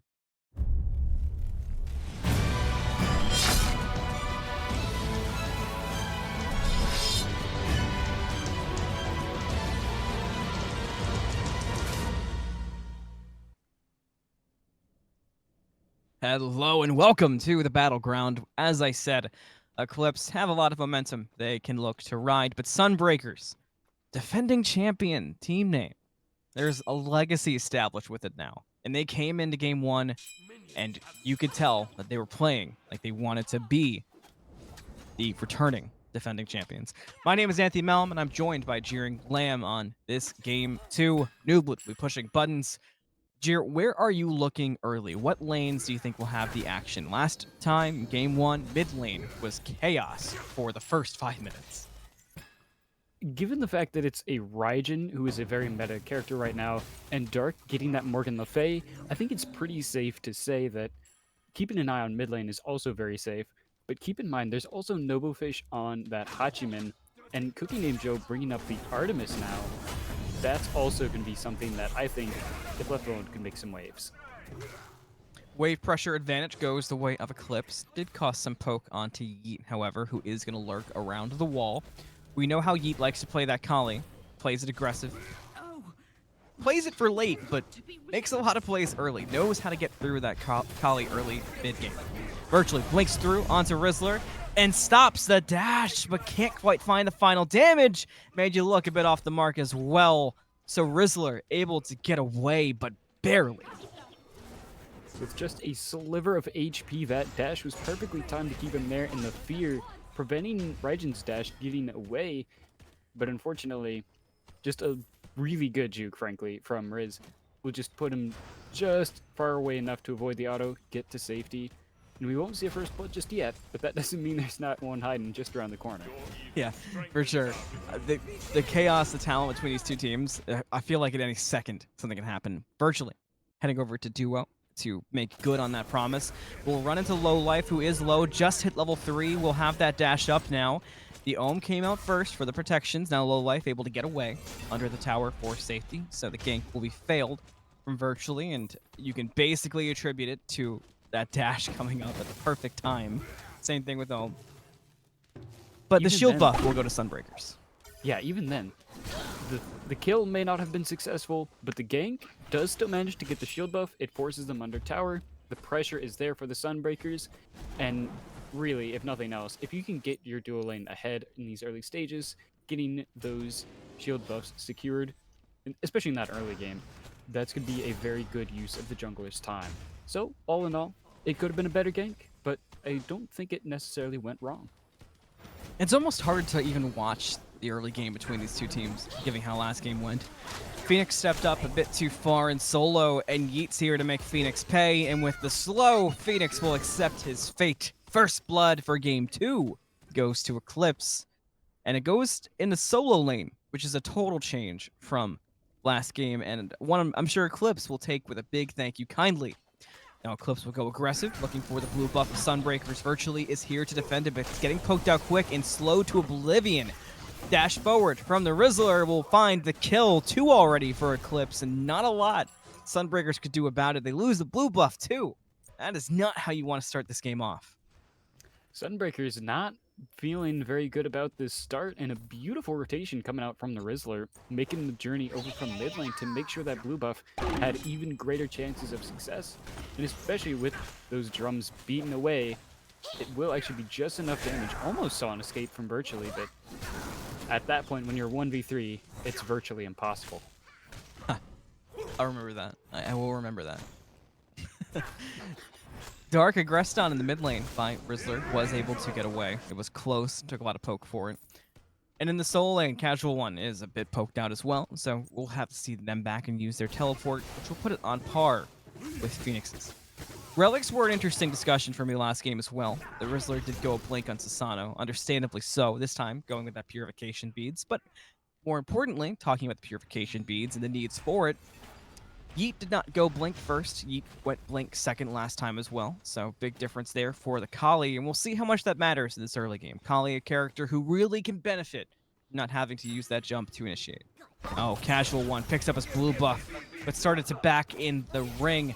Will be able to get underneath tower, but in the sky is Phoenix lurking for TheCasualOne. However, the landing was off the mark. Sonic Boom used as well. Phoenix tanking for way too long will get picked up by the tower, and TheCasualOne's able to live. You'll love to see it if you are an Eclipse fan. But on the duo side, not the same story. Lowlife into trouble, taunted in by Stanaway, but NoboFish doesn't want to step up because he's too low. The poke is good. Mounted archery will be used. They go aggressive now, and Nobo finds one. ACookieNamedJoe begins the retreat without Tusky. Sunbreakers won't aggress, but Yeet's on the way, maybe able to turn the fight around. Yeet takes the high route, goes around, will come up behind them, but gets taunted in instantly, has everything up. Ultimate. Beads. Will he even need it? Maybe not. Dash is good. Kill is good. NoboFish does get a nice stun, but destruction was available. Yeet turns around, but can't find the kill, and the tower shot's gonna hit. So Nobo's gonna be able to pick up a kill. Gets credit for the tower, getting the nasty shot on to Yeet. ACookieNamedJoe still in lane 2. Virtually's on the way. Nobo's dashing in. ACookieNamedJoe, hello? NoboFish gets a double kill. NoboFish surviving just long enough, despite all the best efforts from the entire team of Eclipse, it feels like. Just surviving against all odds. Support won't be successful, but here comes trying to make something happen. Low, trying to get there, but looks like for now, NoboFish is going to take a massive 3-0 advantage. ACookieNamedJoe on the Artemis, not going to be having a very fun early game this time around. That was insane. I have not seen 3 kills be handed to somebody like that in a long, long time. It's so easy to forget that there was even a kill to start that off. Currently 6 minutes, 3-3. Could be 4-3 if Yeet can't escape, but it looks like Sunbreakers have no interest. Experience is a bit more in control, so is Gold. There was a quick gold lead from Sunbreakers last time. Eclipse did get off to a kill lead, but as you can see from the charts, they haven't made anything significant in terms of an experience or gold advantage so far. So Sunbreakers are keeping them in check, which will be really important because you don't want, especially now that NoboFish has 3 kills in duo, you don't want leads anywhere else if you're Eclipse. You got to keep everything else in check because you know you're going to have a demon in the duo lane now. And I think that's especially important to note because NoboFish getting the advantage for Sunbreakers, Eclipse has their advantage over in the solo lane, but TheCasualOne once again grabbing the Thebes on the chalk. So when you get those kills, you're not going to be stacking the Thebes. So you kind of have to wait for your jungler to make the rotation, get those kills. So in this case, I prefer the Hachiman being almost 2 levels up already. Looks like Kali also recognizing that as a threat too. Yeet takes the high side yet again. CookieNamedJoe does have Tusky this time, but NoboFish just a little bit too deep for Yeet to feel comfortable. Shield buff will instead be the target. Don't forget, Stanaway could get here in a moment's notice with Defender of Olympus as well. So if you're going to commit to NoboFish, you have to know you can kill him. CookieNamedJoe poked out pretty significantly. NoboFish will step up, but will not go aggressive under the tower quite yet. So CookieNamedJoe will be able to back and get some more online. NoboFish is a dangerous, dangerous character on this map, and with the lead that's been given, I would expect to see Nobo at any possible rotation opportunity. You'll see Nobo there. Especially, it's also a good idea that CookieNamedJoe did back because mounted archery was available, and that has already led to a direct kill with a massive amount of damage once. Yeah, low life was popped by that, and I mean, obviously, supports don't start the game incredibly tanky, but it's still notable damage. You just have to respect, and with how much that NoboFish will get online early, that Hachiman is just can't say it enough. You have to keep your eyes on it. TheCasualOne has to keep their eyes, and the 3 members who are going aggressive will use that ultimate. Stormcall should be able to get them away, but now Eclipse actually step back in and go aggressive to Sunbreakers. They kind of want to take the fight, but they're second guessing it as well. Blue buff will be secured by Sunbreakers, will not be stolen away. Eclipse will back off. No worse for wear, no fight taken that time. One of the more responsible fights we've seen from both teams so far. And I also got to point out, Sunbreakers, despite how they've been playing so far, they're definitely respecting what Eclipse has to offer. I think that's a really good idea, even though they're up 1-0. Phoenix going to be forced to use the Cosmos to get away, as YeetOnDaNaeNae showed face in that solo lane. Back to the mid lane, Stanaway, Darknms, both lurking around the Oracle Harpies, but Eclipse will get them and be able to walk away again. So Sunbreakers, they're kind of roaming right now, trying to make a play happen. They're getting farm for it, but I imagine they want to make a play happen somewhere. Now with Dark rotating over the duo, they get a taunt on low life. That's where they're going to put the aggression for now. But even there, the dash good from low life, they're going to look for the reinitiate. Dark Pillars used for the shield buff, but it still gets picked up by Sunbreakers. So interesting choice there, kind of across the board. This is definitely, as we pull up to 10 minutes, Tusky used a NoboFish. He will be all right for now.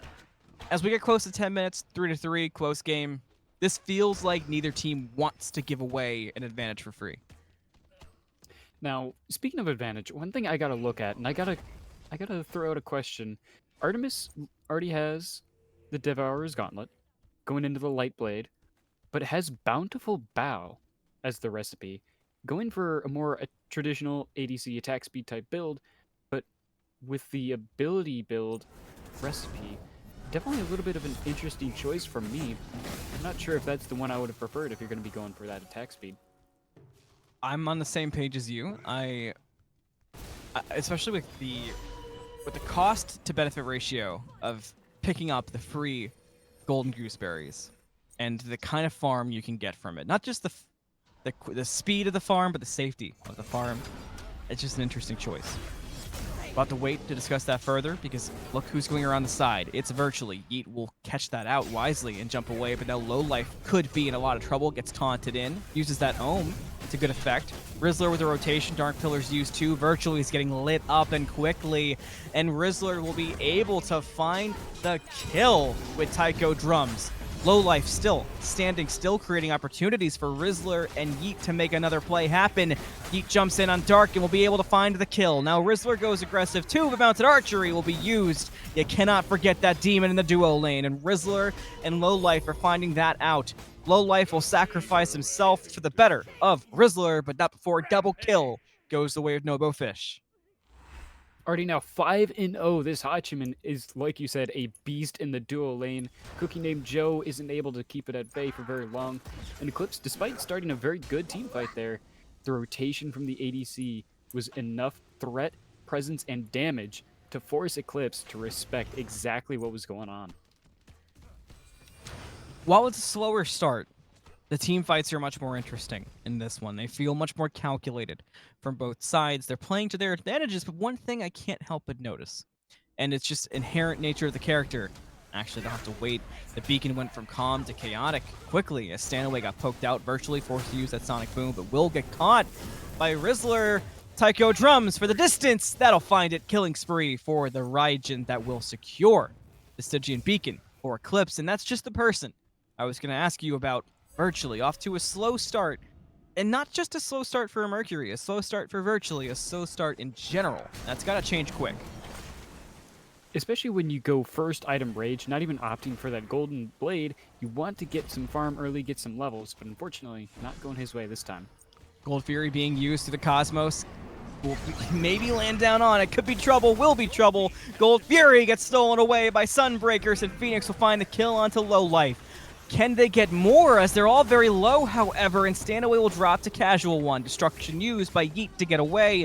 And Eclipse will get the better of the fight, but only get the one. But big news is Sunbreakers get the steal of the Gold Fury, and it's an all-in for Yeet and ACookieNamedJoe. NoboFish mounted archery, virtually Sonic Boom.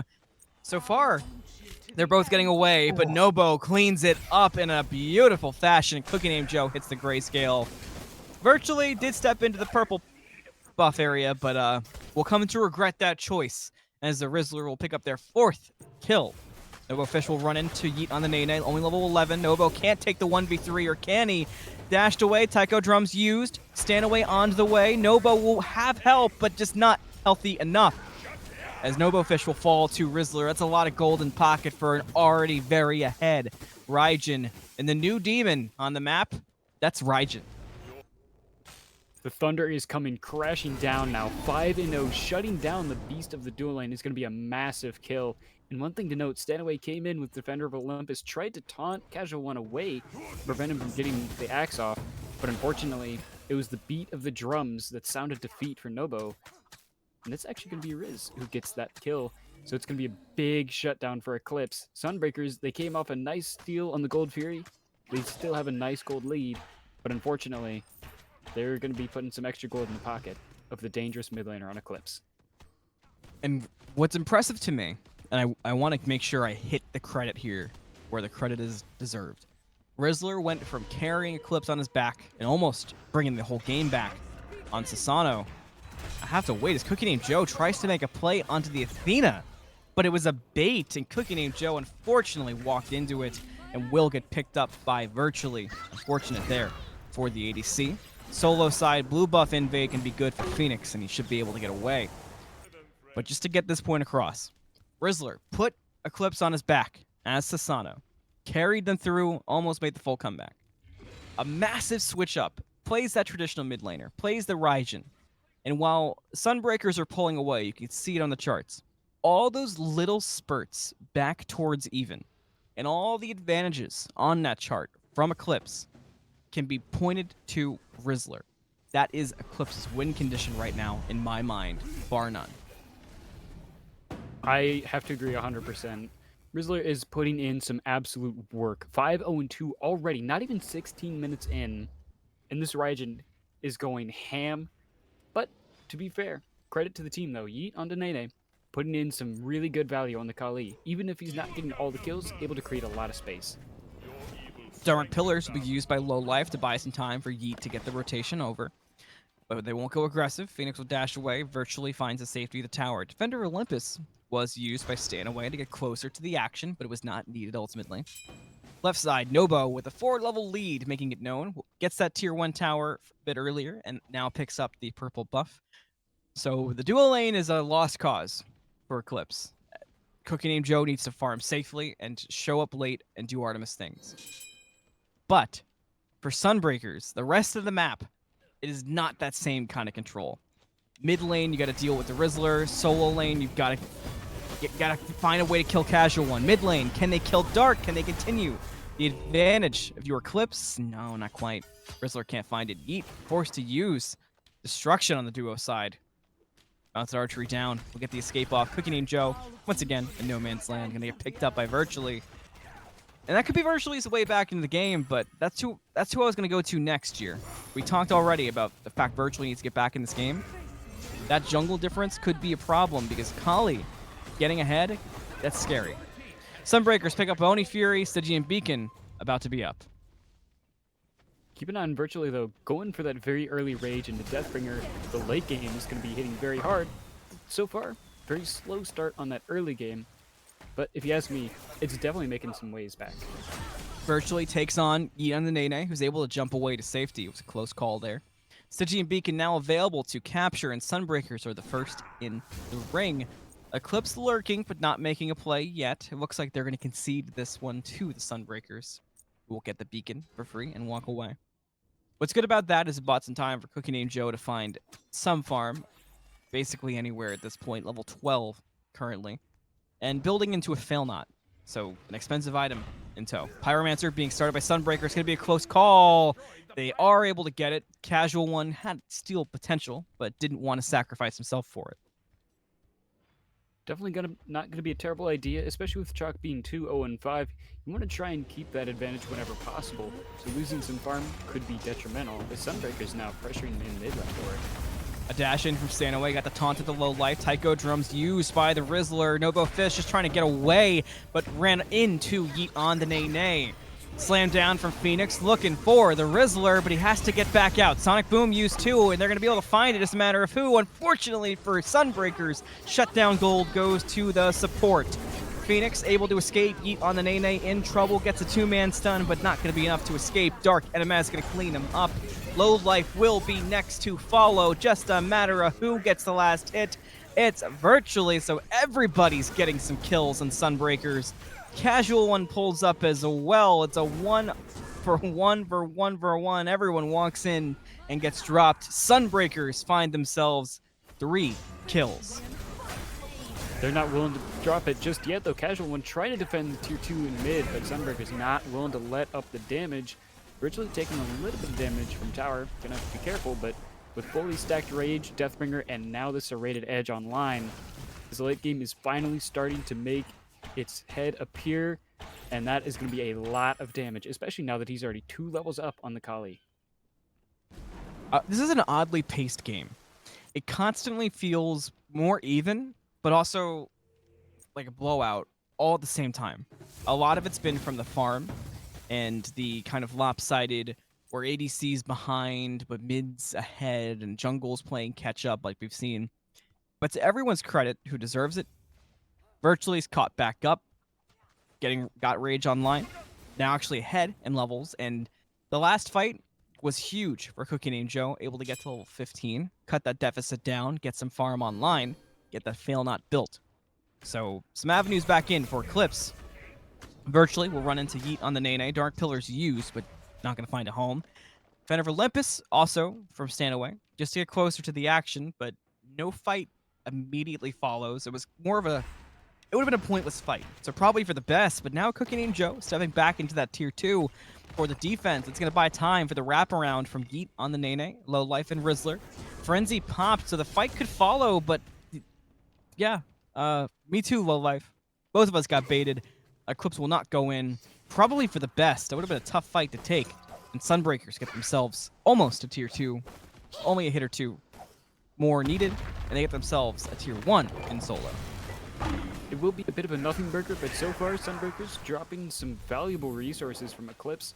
Phoenix does have to pop through the Cosmos to try and get away. Aurizztic is on the way, though. Rizzler gets the dash in. Damage good. Phoenix in trouble. Rizzler should be able to find it, but not before. A special delivery, and oh no, Rizzler could not find it. TheCasualOne blinks forward and gets the spin to pick up Phoenix to make him pay. Left side, ACookieNamedJoe takes on the 1v2. Not going to go well for the Artemis. That's another kill for NoboFish. 7 now in total. TheCasualOne still dealing with Virtually, is alone. We'll see if TheCasualOne can buy time. Virtually gonna pop a Sonic Boom. Get ready for the chase. Ults in, full commit. That's a rampage for the Mercury, but now he has to escape. Gold Fury picked up in the meantime by the Sunbreakers will be done by the Sunbreakers to increase that gold lead even further. Yeet lurking, could take the 1v1 with Virtually, who does not have ultimate. Does have beads, however, could pre-use it here for the stun. Yeet not getting the best so far. Low Life shows up. Beads used, Defender of Olympus used too. Now Yeet's got to jump away, but not before Virtually gets the Made You Look off and picks up Yeet as soon as that invulnerability finished up. Nice play there from Virtually. That was really beautifully played. Able to survive just long enough, especially with the mitigations from Defender of Olympus, that Virtually bought enough time to get the kill onto Yeet. Like you said, as soon as that immortality ended and destruction was gone, just a quick major look and the crit would be good. In the late game from Virtually really making its presence felt, and I think Eclipse was not ready for it at all. I've cast a lot of games. I know you have too, Jiren. This might be one of the most oddly paced games I have ever cast. It is. It really is. I'm not sure if it's because it's a playoff game, if it's because game 1 was so crazy, if it's because of the, like we've mentioned and hit on a few times, the topsy-turvy matchups, or if it's a combination of everything, but it's just odd. The whole thing feels odd. But the reason I even bring it up is because it's odd, it makes it really hard to have any foresight. Because when you look at the gold lead at just over 10k, when you look at the kill lead, 16 to 11, favoring Sunbreakers, keep in mind, this is the go-home game for Eclipse, all of that feels bad. But then you look at how Yeet's been playing, how TheCasualOne's been playing, how Rizzler's been playing. When you keep in mind you have an Artemis who you cannot deny late game, it doesn't feel lost for Eclipse. And the combination is just so weird. And especially after a big team fight, and you see a bunch of names off the map, and you don't have to worry about them trying to do anything, it's like, oh, maybe they go fire here. Never mind, it's 18 minutes in. It just feels different at all times. But speaking of fire, Sunbreaker's already looking. It's below half, already at a quarter. TheCasualOne's the closest, but not going to be able to get the contest. Sunbreakers get themselves a Fire Giant. Stanaway with taunt on the low life. Yeet's dealing with 2 as well. Through the Cosmo is going to be used by Phoenix, but they're going to turn their attention to the Rizzler, who was able to get the dash off. The ultimate was used as well, but TheCasualOne will not save the Rizzler from Phoenix this time. That's a kill for the Ratatasker, and Sunbreakers group up and head down mid. Sonic Boom off the mark from Virtually, and Stormcall off the back end of it got Virtually in trouble. Nobo was able to pick up a kill in a low life, however, and Sunbreakers get some more out of that than they may have initially thought, despite the fight not starting perfect. With 2 down, Stanaway dashes in. Tier 2 tower in mid will fall as well. The 1 in duo is very low. Sunbreakers, lots of options here. They've got Fire Giant on tap. Titans meeting in the solo lane. Sunbreakers at the Phoenix. Phoenix dashes into the Phoenix. Taunt in from Stanaway. Phoenix in a lot of trouble. It's going to fall. Player Phoenix going to escape, if not barely. Sunbreakers, a great fight in the mid lane. A beautiful trap from ACookieNamedJoe almost kept Phoenix in. Phoenix just long enough to get the kill, but was barely able to dash away with just a sliver of health. And speaking of sliver of health, Sunbreakers Titan will win that fight because it is the Chaos Titan. So now Eclipse has another threat to be worried about on this map. Their mid Phoenix down, Titan pushing down the solo side, and Sunbreakers off a nice, solid victory of Fire Giant and a couple of kills. Whew. This is a wild one. I could not tell you. Again, I understand the map state. I understand the feel. But just knowing what I know about Eclipse and what I know about their fight, I could not tell you how this game's going to go. I simply cannot. Because ACookieNamedJoe is not that... I mean, we haven't talked about him in a very positive light this game, but he's not that far off from being full build and being ready to participate again. Has dominance online. Fail not picked up. Has been able to farm quietly for a while. And Eclipse is not having the worst team fights you've ever seen, given circumstances. You add in an Artemis doing okay damage, that's a pretty significant turnaround for Eclipse. I mean, ACookieNamedJoe almost got the kill onto Phoenix there in the mid lane. Very, very close to it, despite being under level. Oh no, a big catch out here. Eclipse 2 got hit by Sonic Boom, but lucky for Eclipse, Sunbreakers did not force the issue further. They're going to just accept the beads from YeetOnDaNaeNae as the victory. And it really feels like Eclipse should be doing a lot worse in these team fights, given an almost 14,000 gold lead for Sunbreakers. Sunbreakers step into the duo side Phoenix. TheCasualOne decides to go aggressive, so does Lowlife. And Tusky does some work too that sets up for TheCasualOne. So much damage comes out from Eclipse, but is it enough damage is the big thing. That's going to be 1 pick so far. Shut down on Virtually. Stanaway forced to escape. Phoenix will land back as well. Eclipse with the defense on the duo side, and they chase out the Sunbreakers. Yeet's going to go for that high side route again. Nobo and Phoenix lagging behind. Eclipse, gas pedal hit. Yeet's gonna run into Nobo and Stanaway. There's the stun. It's good so far. Nobo's in trouble. Destruction used. Can Yeet find a kill before he gets dropped? He's gonna find one. TheCasualOne finds Nobo. Eclipse making it happen, but not before Phoenix can find a return kill onto Yeet. Darknms low as well. Eclipse all grouped up. This should be easy pickings. And ACookieNamedJoe will find his first kill at an important time. Mid lane, however, was dropped earlier, so fire minions are pouring in to Eclipse's Titan. They can tank it for a while. They send back the Rizzler. They'll be able to clean up tier 2. Should be able to get that tier 1 in mid as well, if they'd like. Virtually's back up, so Phoenix potential is gone, but Jeering, my goodness. Eclipse, they're doing it again. They're clawing their way back again. You can't, not the end of the world for Sunbreakers, but you cannot deny that fight. Despite a massive gold deficit, Eclipse was, what, 14,000 gold down at the start of that Phoenix fight?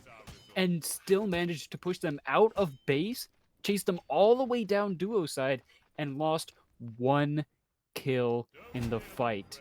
Eclipse, despite that gold deficit, they should not be able to fight this well.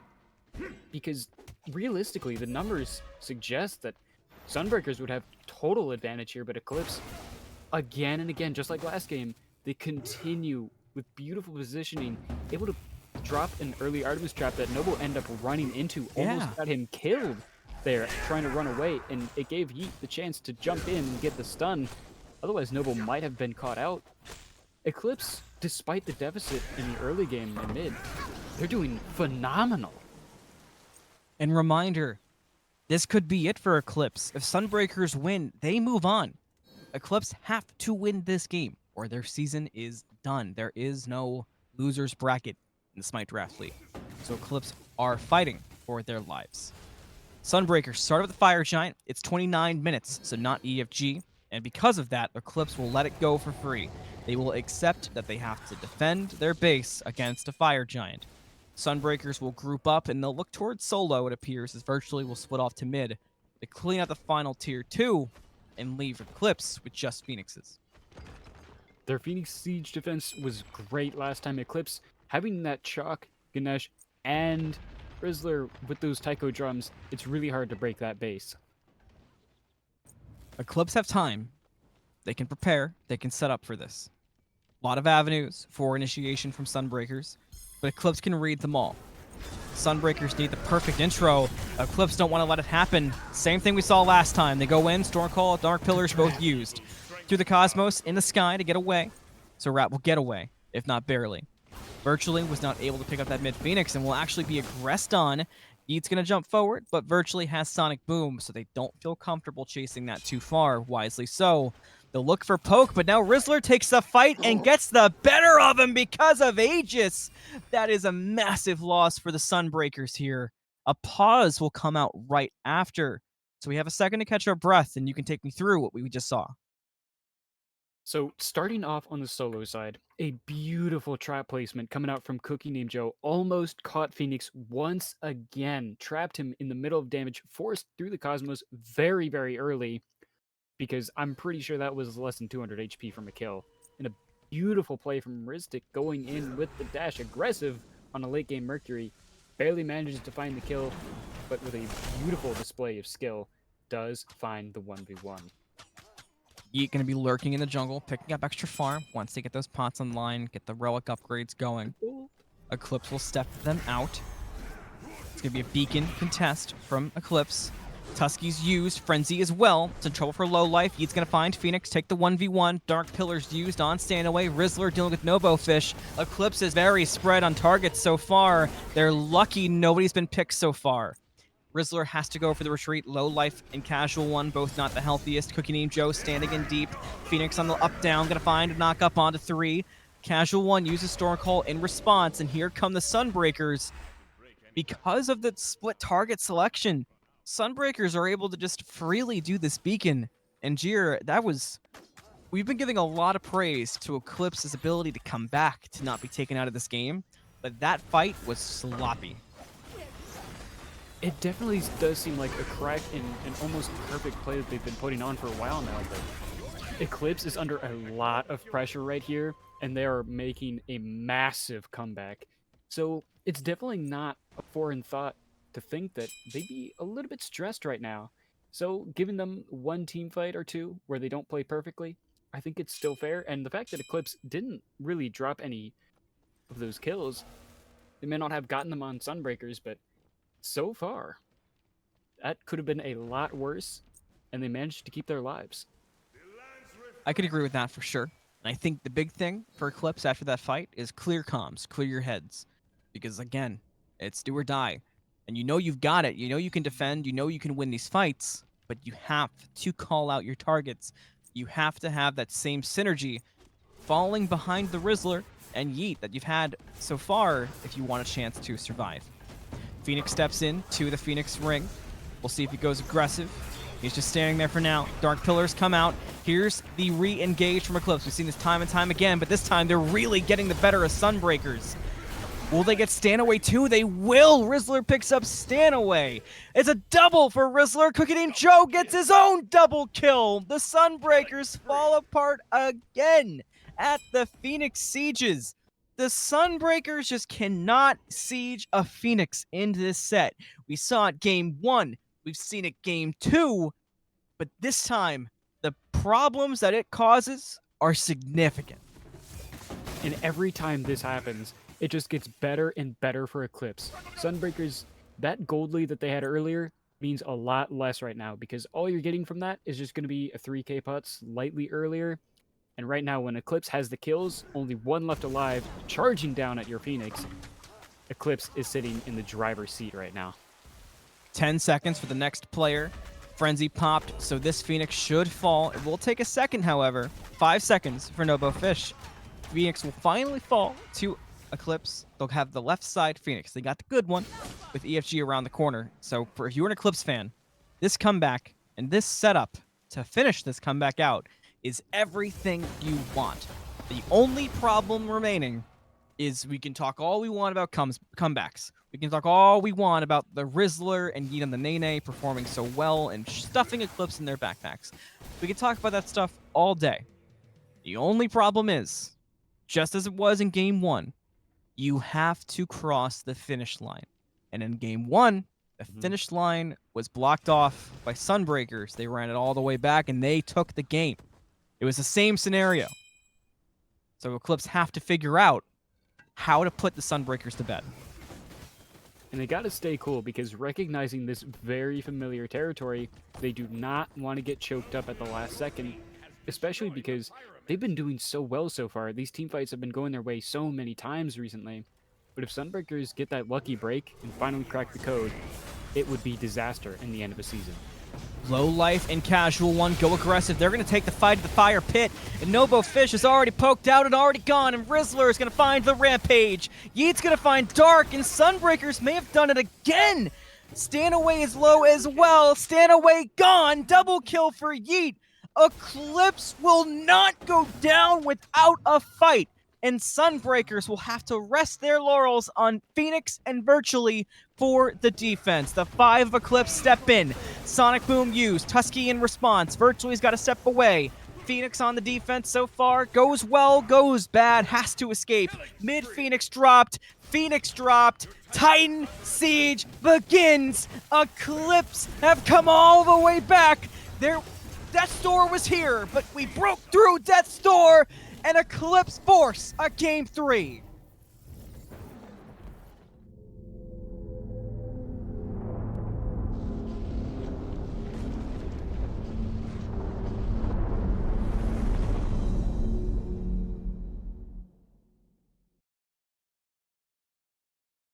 Unbelievable. That's all I gotta say. I've nothing else. Of events, Eclipse through thick and thin, despite a large and very, very daunting deficit. I think that was 14,000, 15,000 gold deficit at one point. Despite all of that and all of the trouble that they've been seeing, once again, they made it to late game. They trusted their teammates. They held faith, kept their heads cool, collected, and made the dream happen. Sunbreakers being taken out in game number 2. It really was just a testament to the skill of everybody on Eclipse that they were able to keep themselves in and even-headed long enough to make those team fights a reality. I am so impressed. Truly. I'm so unbelievably impressed by Eclipse. In Godlike and Immortal, Sunbreakers moved on. And the dynasties have a chance at continuing. I was right alongside Jeffrey, and around 23, 24 minutes in game number 1 of the set, we were writing off Eclipse and talking about the potential of Divine Sunbreakers to run it back as well, to make it that potential 3-peat, 2-peat. But Eclipse will not go down quietly, and for that, my respect is immeasurable. And I'm so excited for this game 3 because I truly feel as if there will be no bigger confidence than Eclipse's team going into this game 3. Speaking of respect, I have to give a lot of respect to ACookieNamedJoe. Despite that early deficit and taking a lot of harsh losses, really it was just a punching bag, it felt like early game, for the Sunbreakers to constantly beat up. By the end of that game, ACookieNamedJoe had more player damage and impact than almost every single member of Sunbreakers, with the exception of NoboFish. Doing that much player damage when you were at 1.4 levels down as an ADC, that is beyond impressive. And if nothing else, I have to put so much respect on ACookieNamedJoe's name. So much. Especially me. I was harping on him very heavily and talking about the way that NoboFish was becoming a demon, and NoboFish got very quiet in the latter half of that game. So yeah, you can't say enough. You really can't. But we're gonna take a quick break, a very quick break, and we'll be back with game 3 of this set.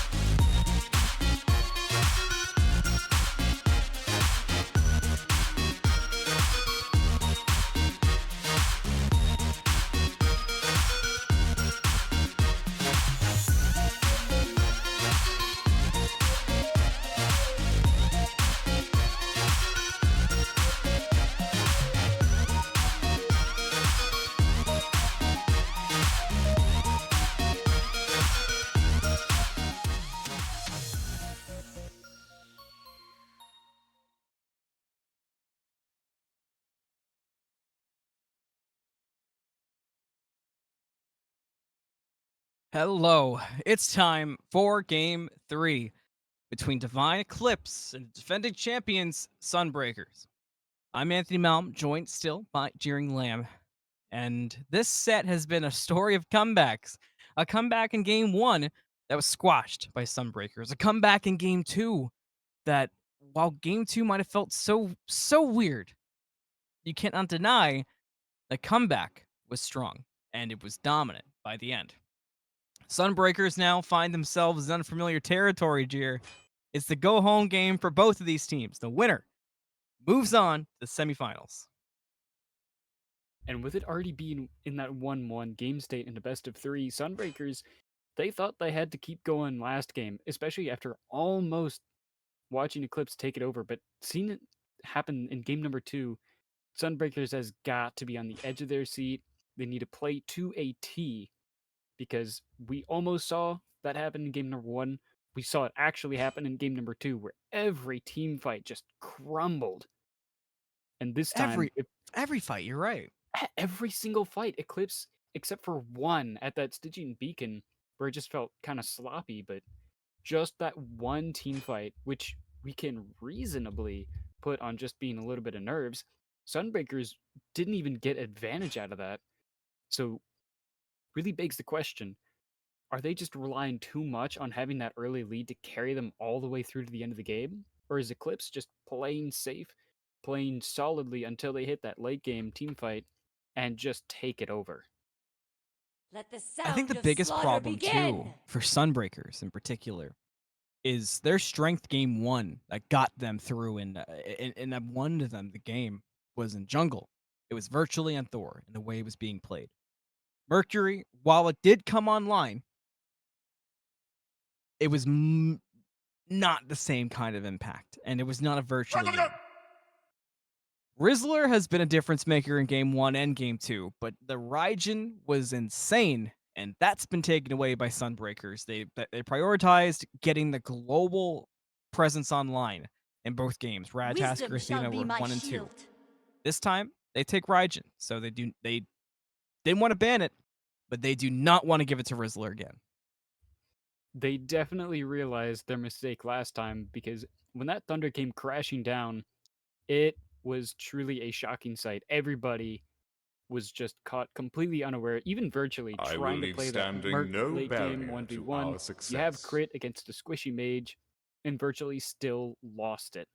So it's definitely a good idea to respect that Raijin at this point, because if Sunbreakers don't, we may see an even bigger lead coming out from Rizzler in this game 3.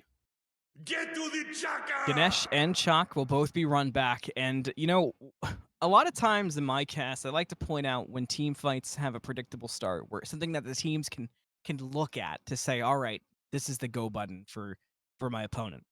And for Eclipse, if Sunbreakers got to Death a Phoenix, comes by night. it was Stormcall, Dharmic Pillars, with a trap from ACookieNamedJoe. It was like clockwork. And it was working beautifully. Sunbreakers, even when they don't have that exact order from Eclipse, Sunbreakers could not figure out how to get around it. And unfortunately, it ended up being their demise way too many times. So, beautiful team fight from Eclipse. They recognized that it worked. They said, why not do it again? The Sasano ban is a target for the Rizzler. They want to keep that out of the mid lane again. They had a lot of trouble with it in game number 1. The Shibalanke run back for NoboFish, which he was very good on, and they used that ultimate very, very well. They used it to help set up for the Thor, matter of fact, in game 1.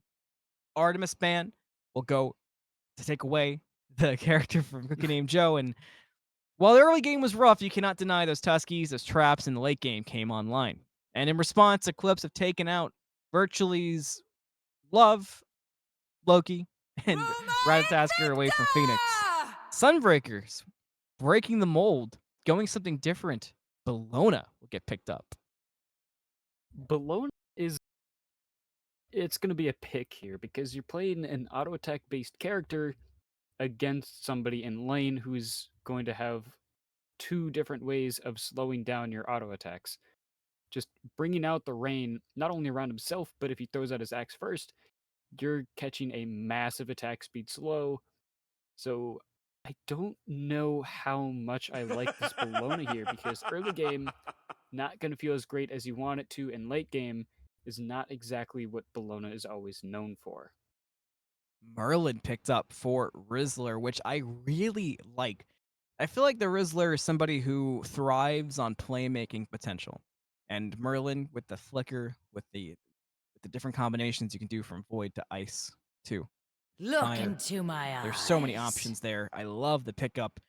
But undeniably, the more interesting of the two pickups here for Eclipse is the Medusa.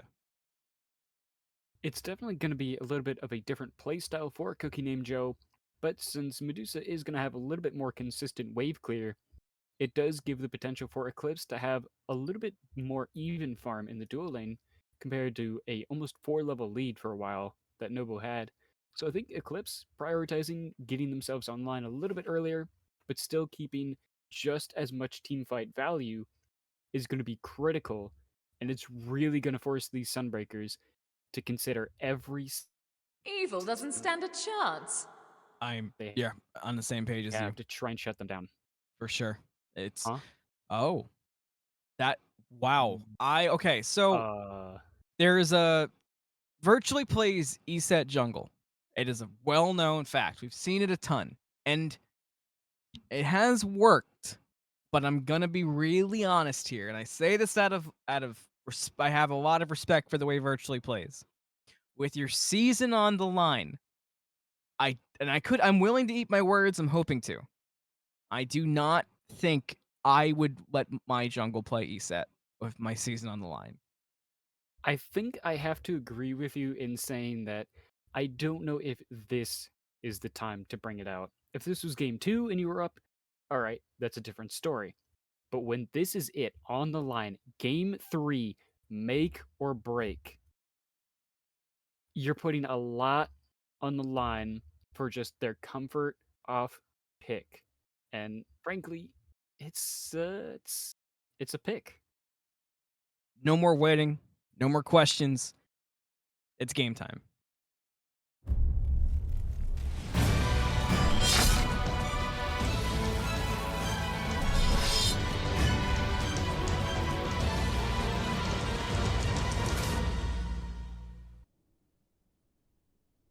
It's a story of comebacks versus established dominance. Two of our oldest team names. Two of our most storied franchises. Divine Sunbreakers looking to defend their title. Divine Eclipse looking to ride off the heels of two insane comebacks in a row. Even though they didn't win them both, you can't deny what it's done to Sunbreakers mental. Can Sunbreakers do it? My name's AnthonyMalum, joined by JeeringLamb for this game 3 with NoboFish on production. And Jeer, you can't get a crazier scenario than this and a more exciting one to watch. Especially when you throw an ESET jungle into the mix. It's not something you see too often. But I mean, virtually plays it a lot, and we'll give credit where it's due, of course. But To be fair, virtually has definitely made some really big plays so far. Okay, let me rephrase. Virtually has it a fair amount. Everyone else on Smite, not quite as often as virtually, but virtually has made some really good plays, done some great things. So I'll hear him out. yeah, you can't really ask for much more. They do get pressure in the mid lane in the 2v2, so I mean a lot of it's thanks to that wave clear, of course. I mean, Raijin ESET wave clear goes pretty crazy. Low Life will dash in and get caught in the taunt, but with level 2s across the board, the duo lane, not too much to panic about. Beads for the Kali, a blink for the ESET. Huh. Gonna be a slightly different, but a nice double stun from virtually is gonna force a lot of damage and probably a little bit of panic from Eclipse in the mid lane there, because especially with what Dark did in the previous game, despite Rizzler being a little bit ahead in the mid lane, Dark was putting in a lot of work and doing some massive damage, so I would be very wary of that. I'm worried about this ESET with Blink and the Ganesh combination. And I think that's something to look at. And as well as the stun, of course, from Yeet, and if a Petrify hits, forget about it. And I think that's something to look at until virtually gets to that level 12. That first beacon fight, first team fight, maybe rotation and duo. That lack of CC immunity going Blink is something significant virtually has to play around. And it looks to me like Sunbreakers really just loading up on that early aggression, get in there, get the job done, do as much as damage as possible as quickly as you can. they're really doubling down on it, because normally you'd expect that Beads Aegis coming out from a mage jungler, but this time, the Blink, with the availability of Defender of Olympus and Darkest of Nights, it really looks to me like Sunbreakers, they want to get in there as quickly as possible and do as much damage before Eclipse knows what hit him. Rizzler goes aggressive with the Flicker, does okay damage, but is being aggressed on response by Virtually. Rizzler and Yeet will both back up. Virtually stays on the chase, gets the silence off, but nothing more than that.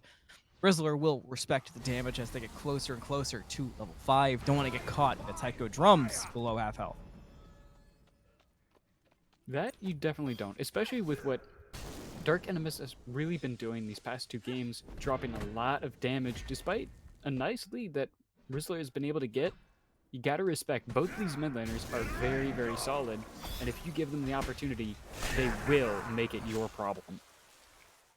Yeah, that's true. Both of them. I mean, Darknms is one of my highlight mid laners from Divine, and a player who it's unfortunate we didn't get to see more of in Season 2.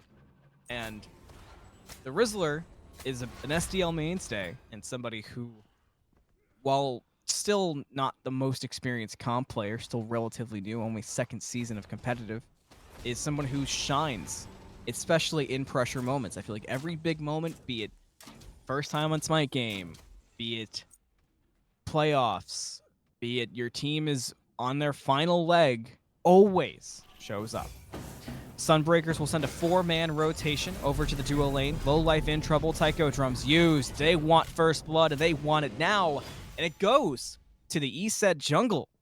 So Virtually we'll get to start off with a cheat code here early.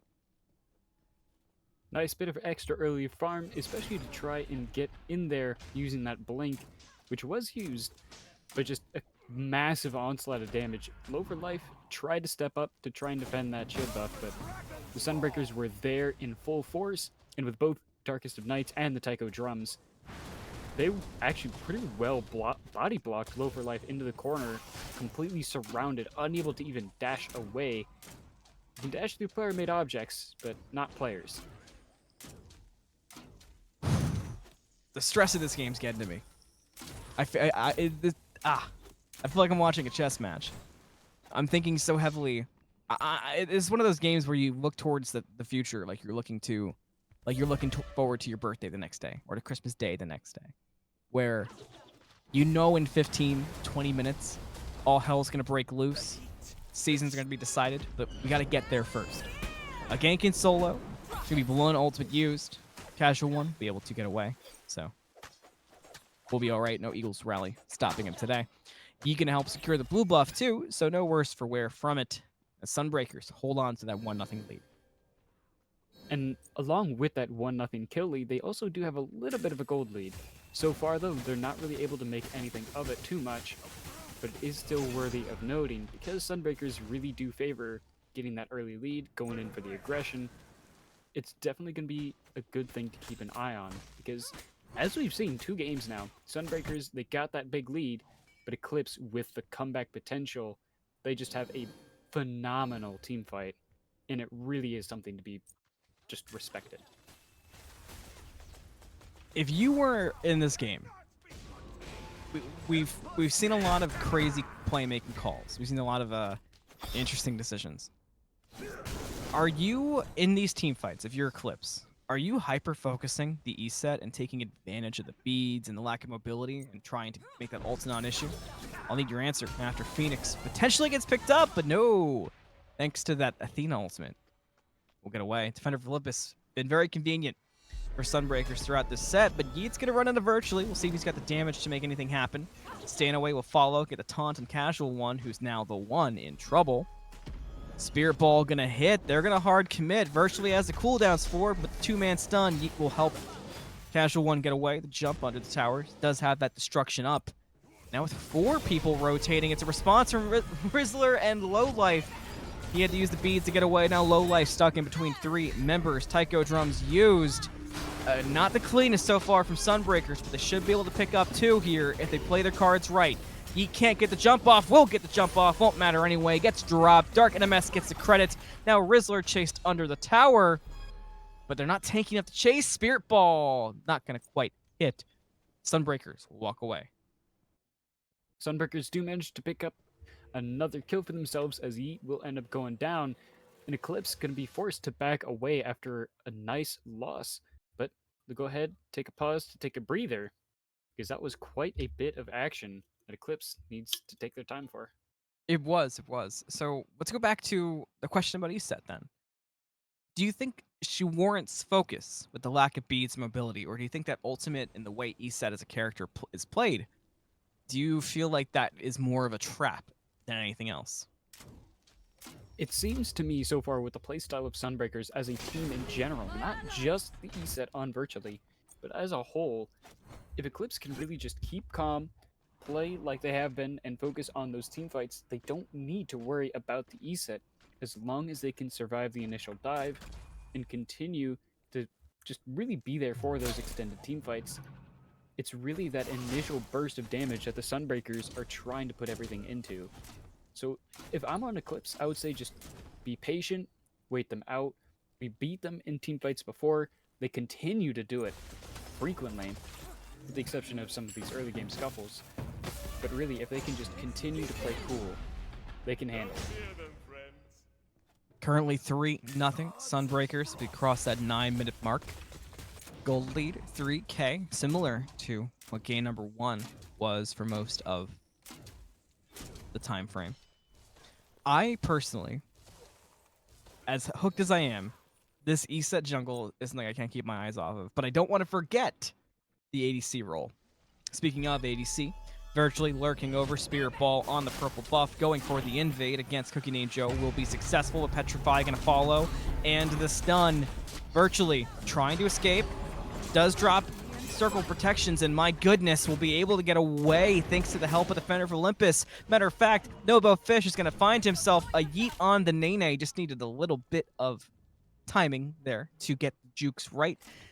And Sunbreakers walk away, now up 4-0. Lowlife could add to that total as he steps into 4 members, making it 5 kills for Sunbreakers. A beautiful display of rotation. Sunbreakers, they did get caught out as Virtually tried to get aggressive on the purple buff, but Defender of Olympus, just those mitigations coming in so handy to allow him to escape. Not to mention Virtually being able to get some extra movement speed, and then just being able to survive long enough in that circle of protection. The heal was so critical because without it, I'm pretty sure Virtually would have spilled over to the gray screen. And Eclipse being very, very close to another comeback off of that game. Rizzler with the flicker away, just barely escaping the Bellona there. That would have been problematic. Problematic. I think that's kind of terrifying. You just casually step up to wave. Next thing you see is just Bellona charging at you from the sky, about to plant a flag directly between the eyes. That would just be terrifying to look over and see. Do you remember when Eagles Rally was... I mean, it's still an amazing ultimate, but when it was just one of the best when Bellona first came out, and if you heard Roma Invictus, oh, forget it. You just knew you were done. It's goosebumps to this day. As soon as you hear that audio cue, you already know. Oh, I guess I have time to go to the bathroom or something, because Yeah, that's going to be gray screen. yeah, 100%. Oh, 11 really minutes big one, currently. Beacon 1 minute away. 5-0 Sunbreakers. Eclipse, however, do not make the mistake of counting them out. They are the comeback kids. They do not want to go down without a fight. ACookieNamedJoe, once again, the focus of Virtually's intentions. A blink forward, a Spirit Ball to follow. Petrify used, only found Nobo. That will lead to a death. ACookieNamedJoe will hit the grayscale. A lot of resources used to get the kill, but if all you're burning is going in there with the blink and you drop an ultimate or two, you still get the kill, but now Eclipse looking to turn it around. Dark Pillars used. NoboFish in the Dark Pillars, but is okay for now. Uses that Aegis just in case, but with the rotations over, might not have even needed it. That's going to be the 7th kill for Sunbreakers as Low Life will be gone. TheCasualOne began a rotation, but at this point, there's nothing to rotate for, and Sunbreakers will march their way towards that mid lane, standing 4 strong, and could even find Rizzler. He does get the flicker away, but now 7-0. This is, I mean, I'll say it again. Don't count out Eclipse. But even for Eclipse, this start is less than ideal. Less than ideal only scratches the surface of it as YeetOnDaNaeNae finally getting active on Nobo. Nobo's going to take on the 2v1. So far, doing good damage to ACookieNamedJoe, but doesn't have that Aegis available. And as close as it was to succeeding in the 1v2, that's the first kill for Eclipse, and it goes to the Medusa. That'll be a big boon for them as we see Bologna jumping on TheCasualOne this time, but there's still a tanky chalk. You have some stacks on the Thebes. You're not really worried about what both the tanks are going to do. Rizzler, on the other hand, catching a lot of damage. Virtually trying to find the kill with the help of Darknms, but unfortunately won't be quite enough. Still quarter HP, but YeetOnDaNaeNae is here blinking in, does find the stun. Spear Ball in response. Good damage in response, but virtually not able to survive destruction. Darknms going to find the kill on Rizzler. Can Yeet drop him? No! Darknms with the double kill on the Raijin.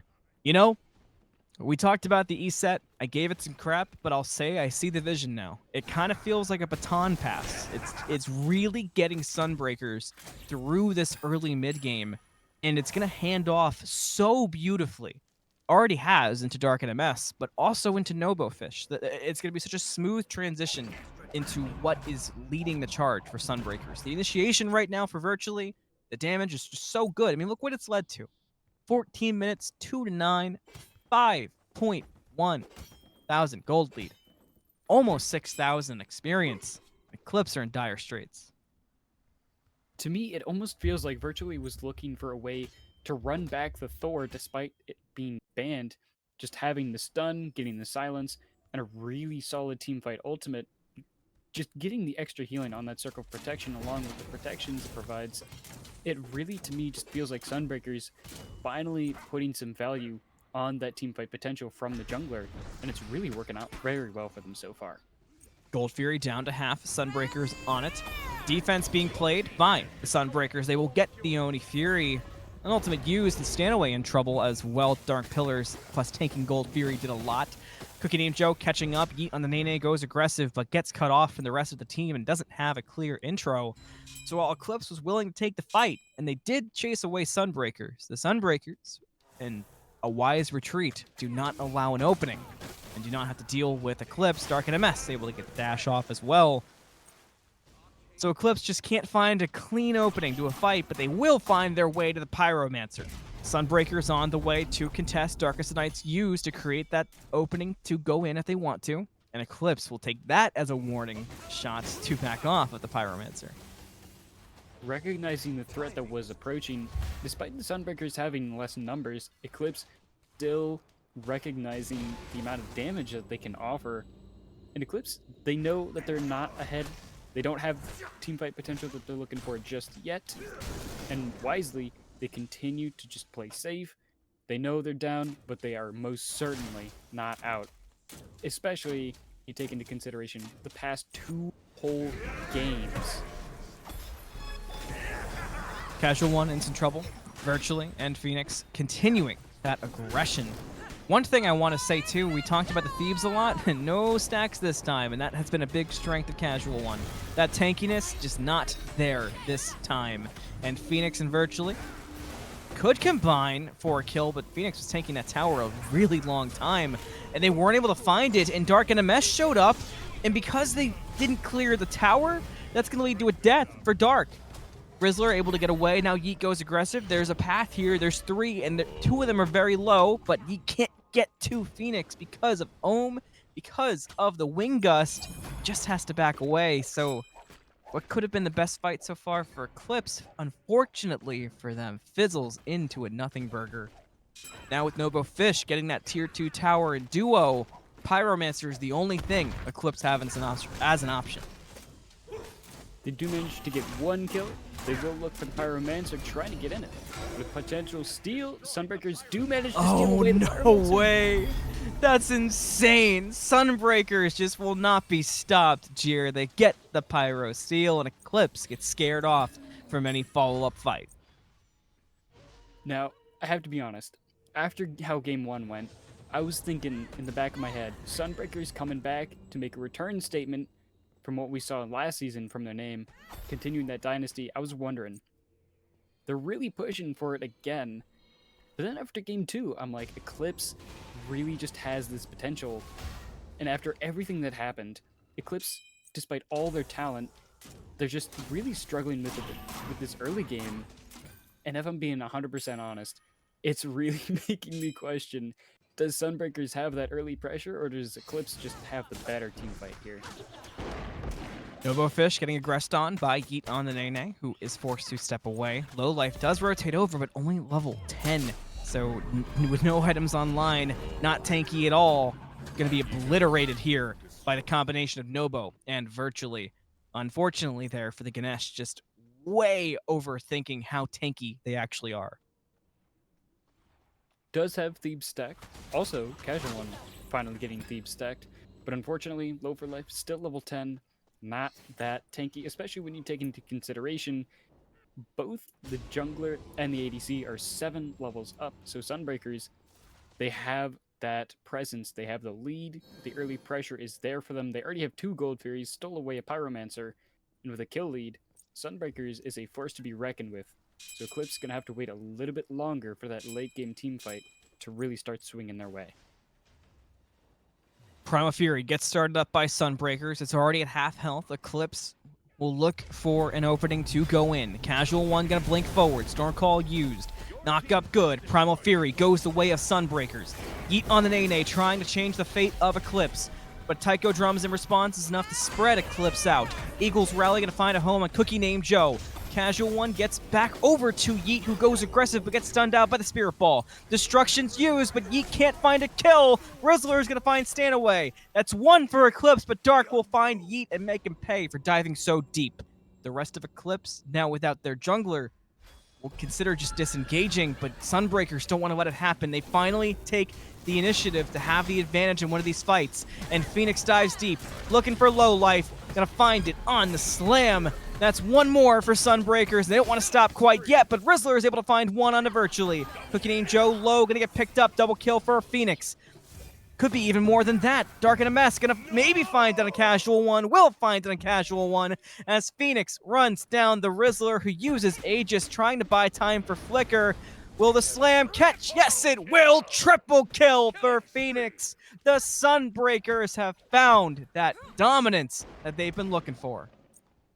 The Sunbreakers finally realizing with all that early pressure, they've got the lead and they can take the team fight. YeetOnDaNaeNae tried to get into the backline. Destruction was used to buy some extra time, but TheCasualOne was not close enough to help the dive. And Sunbreakers, after taking a 1-for-1, they only lost their support. They still have plenty of damage, and a beautiful triple silence from Virtually set them up to continue that aggression.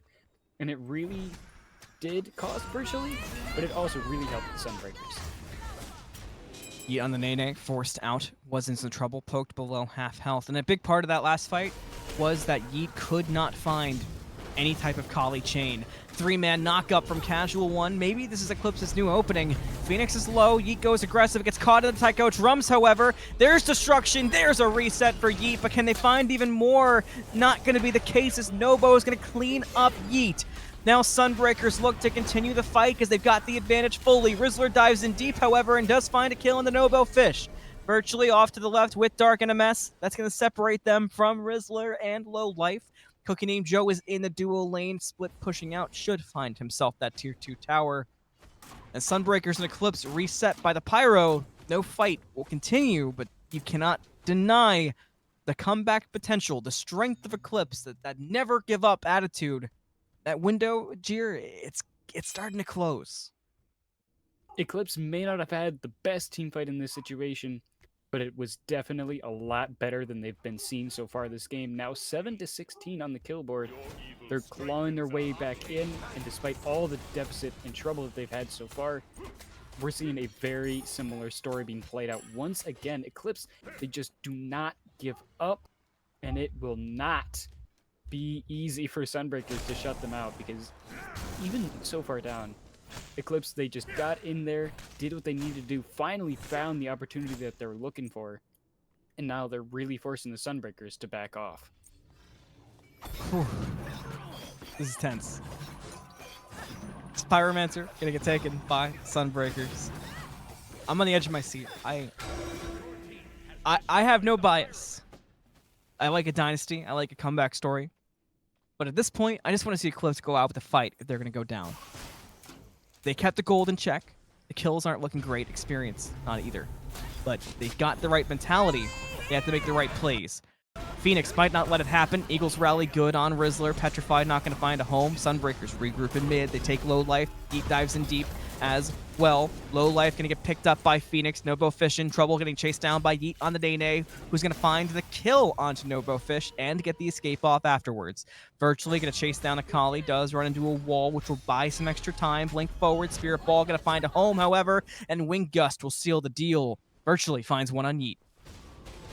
That would be a nice 2-for-1 for the Sunbreakers. They managed to get rid of the Kali, once again picking up the Ganesh, who's only level 13, so it won't be quite as much of a boon, but they do lose their ADC. So instead of looking at that Fire Giant, which they might have done, they'll unfortunately just have to stick with taking a beacon and look towards the Gold Fury for a little bit more farm advantage to their name.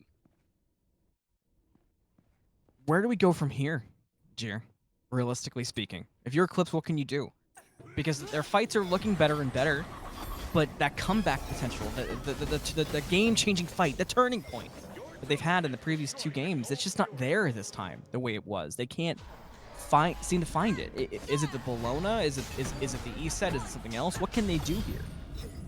So far to me, it feels like virtually continuing to play very similar to that Thor and how it was in game 1, looking for that team setup, gets a nice stun, has a lot of damage of his own respect, but when you combine the rest of the team with it, especially NoboFish, who's putting in work, it makes it really hard for Eclipse to try and dive the backline when you've got that much of a lockdown.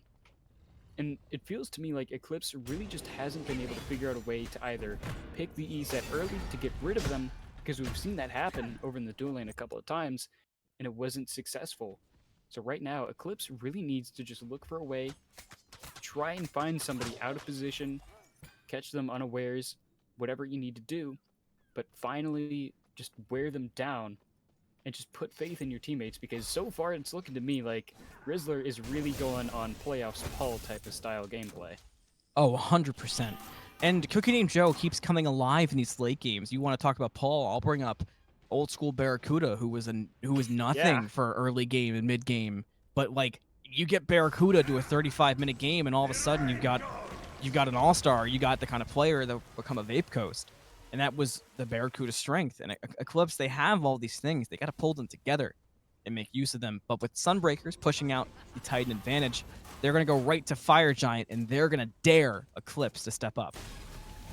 Eclipse, they want to step up. They also got to respect the Titan, who's still very healthy, but it looks like Fire Giant can be a little bit more important to them.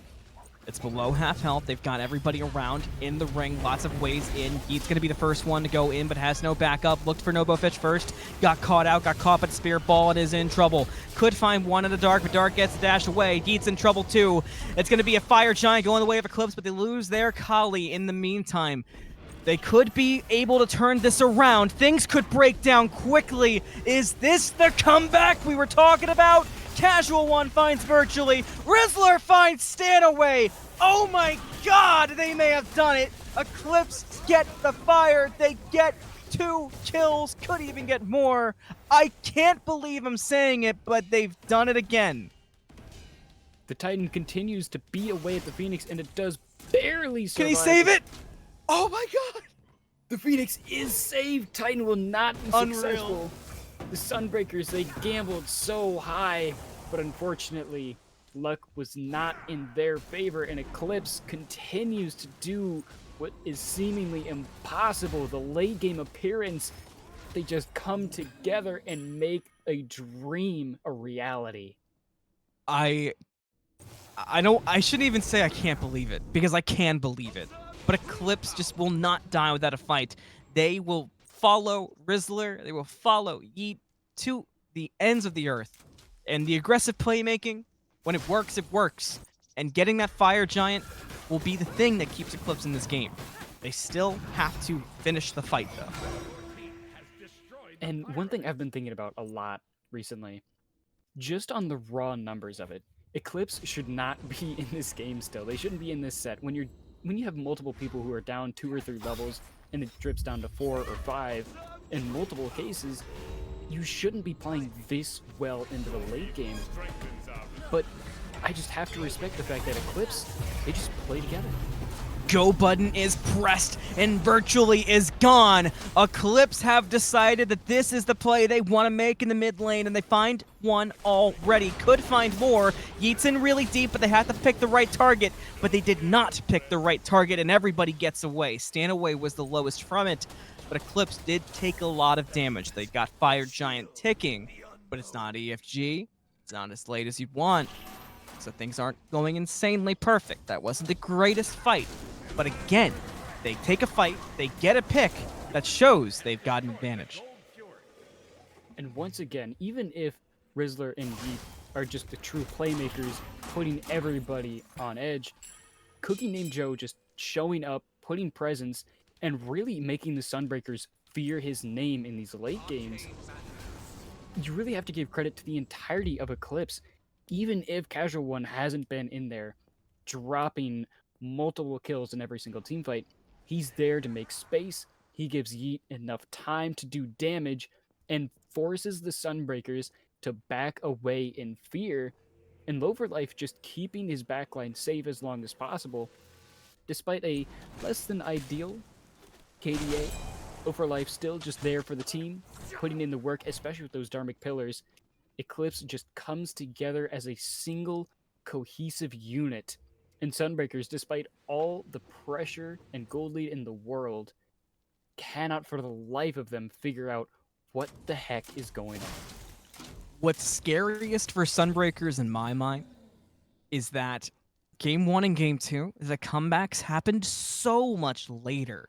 The cushion was so much bigger for Sunbreakers. This time, while they had such a dominant early and mid game, because they were playing a bit faster and going through the motions faster, they didn't get to make as big of a cushion. And Eclipse this time, the comeback is bringing them not just closer like it did in the first two, they're almost even. 11-19, 30 minutes around the corner. It's only 3K gold. This is significant. Life, just a posture check, we'll call it, over there by the blue boat. Well, Loverlife was set up to do the posture check. I don't know if you saw that, but 3 rings. Loverlife trying to look like Thanos over there, collecting all the buffs in the game. Meanwhile, Yeet pushing up the duo lane, forcing multiple members of Sunbreakers to back. Eclipse has a lot of space around the Fire Giant side right now, and Sunbreakers already not having the best team fights lately. This is not a good position that they want to be sitting in. No, it's not. This is where Eclipse wants them, realistically. You know, we talked a lot about how the picks would matter. I think this is the time where the E set could either be the most pivotal in a bad way for Sunbreakers, or that ultimate will prove to pay the most dividends it's paid the entire game so far. I mean, look at it. 3 kills, 15 assists, 18 out of 19 kills. Uh-oh. Low Life's getting poked out significantly so. Taunted into Taiko Drums used, but the dash was good to get away. That's a big ultimate that was used for the Ganesh there. Without Taiko Drums, that's a big damage loss for Sunbreakers. I'm going to call that a small victory for Eclipse. They bailed out some really valuable resources, and Sunbreakers taking a lot of poke of their own for it too. Petrify going to be used on Stanaway. Pyromancer goes the way of Sunbreakers. Eclipse step up, and they've got a good advantage so far. YeetOnDaNaeNae is going to find a kill onto Stanaway. Rizzler takes the 1v1 with Phoenix, gets the damage advantage so far. Eclipse grouped up again, and they're going to be able to find a kill on a Phoenix. Will the slam hit first? No, Phoenix actually got away! Virtually turns it around with the help of Darknms! Sunbreakers may have found a new opening. Yeet's going to go aggressive on a NoboFish, finds the kill. Destruction going to be used just in time to save him. Taiko Drums versus Yeet. Double kill for the Kali. Heads towards mid lane. It's going to be another one for Eclipse. Sunbreakers finally had something go their way, only for it to be crushed. The Greycation comes back, and Eclipse march down mid to find themselves a tier 2. Thankfully for Sunbreakers, Phoenix is a bit too tall of a task, and he'll save that tier 2 and force away Eclipse, buying another day for the Sunbreakers. Barely able to escape that one. We saw a beautiful return kill. Phoenix just margin of health left, but Virtually and Darknms working together very well to get some extra peel with a beautifully timed Spirit Ball and Silence, buying just enough time for Sunbreakers to try and get some return kills, but it will not be in time because Eclipse was there to make it happen in their team fight. No matter how far down in the dumps they've gotten, no matter how many kills Sunbreaker gets, you just cannot get away from Eclipse team fight, and they are making it everyone's problem. Oh boy. You can cut the tension in my brain with a damn butter knife right now. Oni Fury gonna go to Eclipse. 33 minutes, 15 to 21. Oh, by the way, nobody got EFG in that engagement. Eclipse and Sunbreakers are as evenly matched as you can find, just different points of the game. The Sunbreakers will be the first to the pit, but Eclipse is not far away. They're mostly grouped in mid. Some poke on to the Ganesh. That could be a problem for the next fight. Got to keep your eyes on that damage. We know how Yeet's been playing these fights, trying to get the Kali chain going, and it's at times leaving Eclipse in an awkward spot. Maybe the answer for Eclipse is to set up that Kali chain better for Yeet. Doing so, it's going to be tough. Yeet almost got picked up there. But without Yeet, that's a go button for Sunbreakers. They go in off the back of Eagle's rally. Dark Pillars used to try to slow down Sunbreakers, and Yeet goes into the back line. Will run into circle protection, has to get out of there quickly. Low for life in trouble, gets away though. Sunbreakers regroup mid, same thing for Eclipse, but the poke advantage leans Sunbreakers.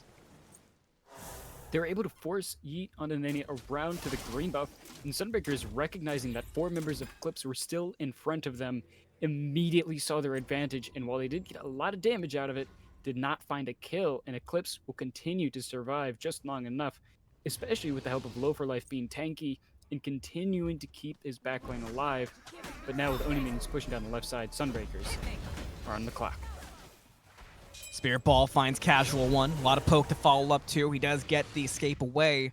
But it's going to be no chalk for a while. Teleport is up, but we saw before, Sunbreakers will take any opportunity to go, go, go. They do know that chalk has to back, but it looks like they're not going to take advantage of it quite yet.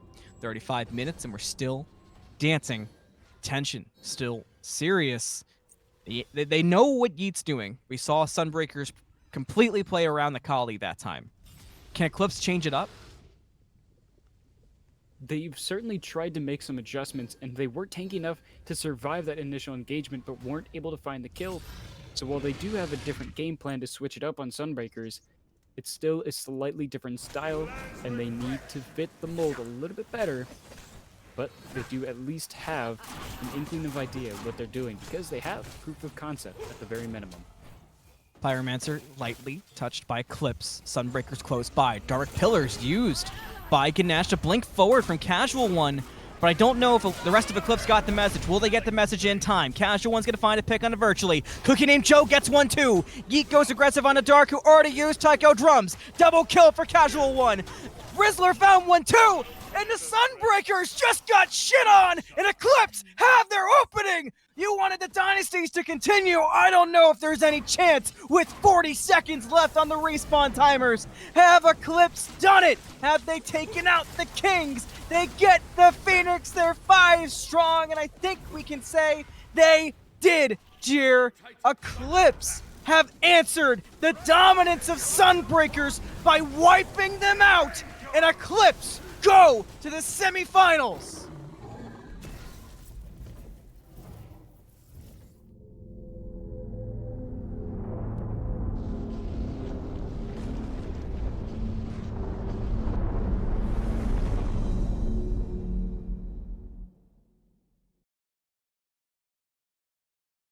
I cannot believe it.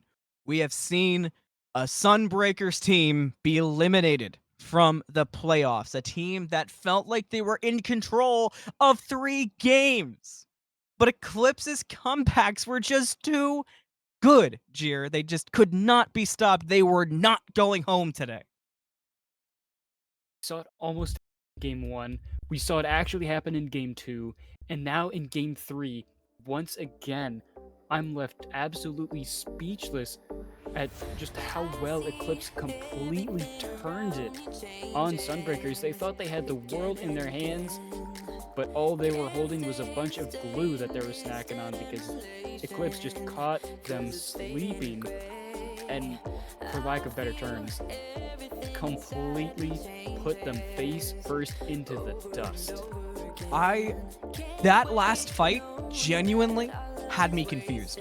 I thought that Eclipse's initiate was way too sporadic, but the casual one, for all the grief we gave about the Thebes and the positioning and playing chalk every game, just won that game for Eclipse. But Sunbreakers had a fantastic season. They almost beat the odds. They had a great comeback towards the end, and unfortunately ends here.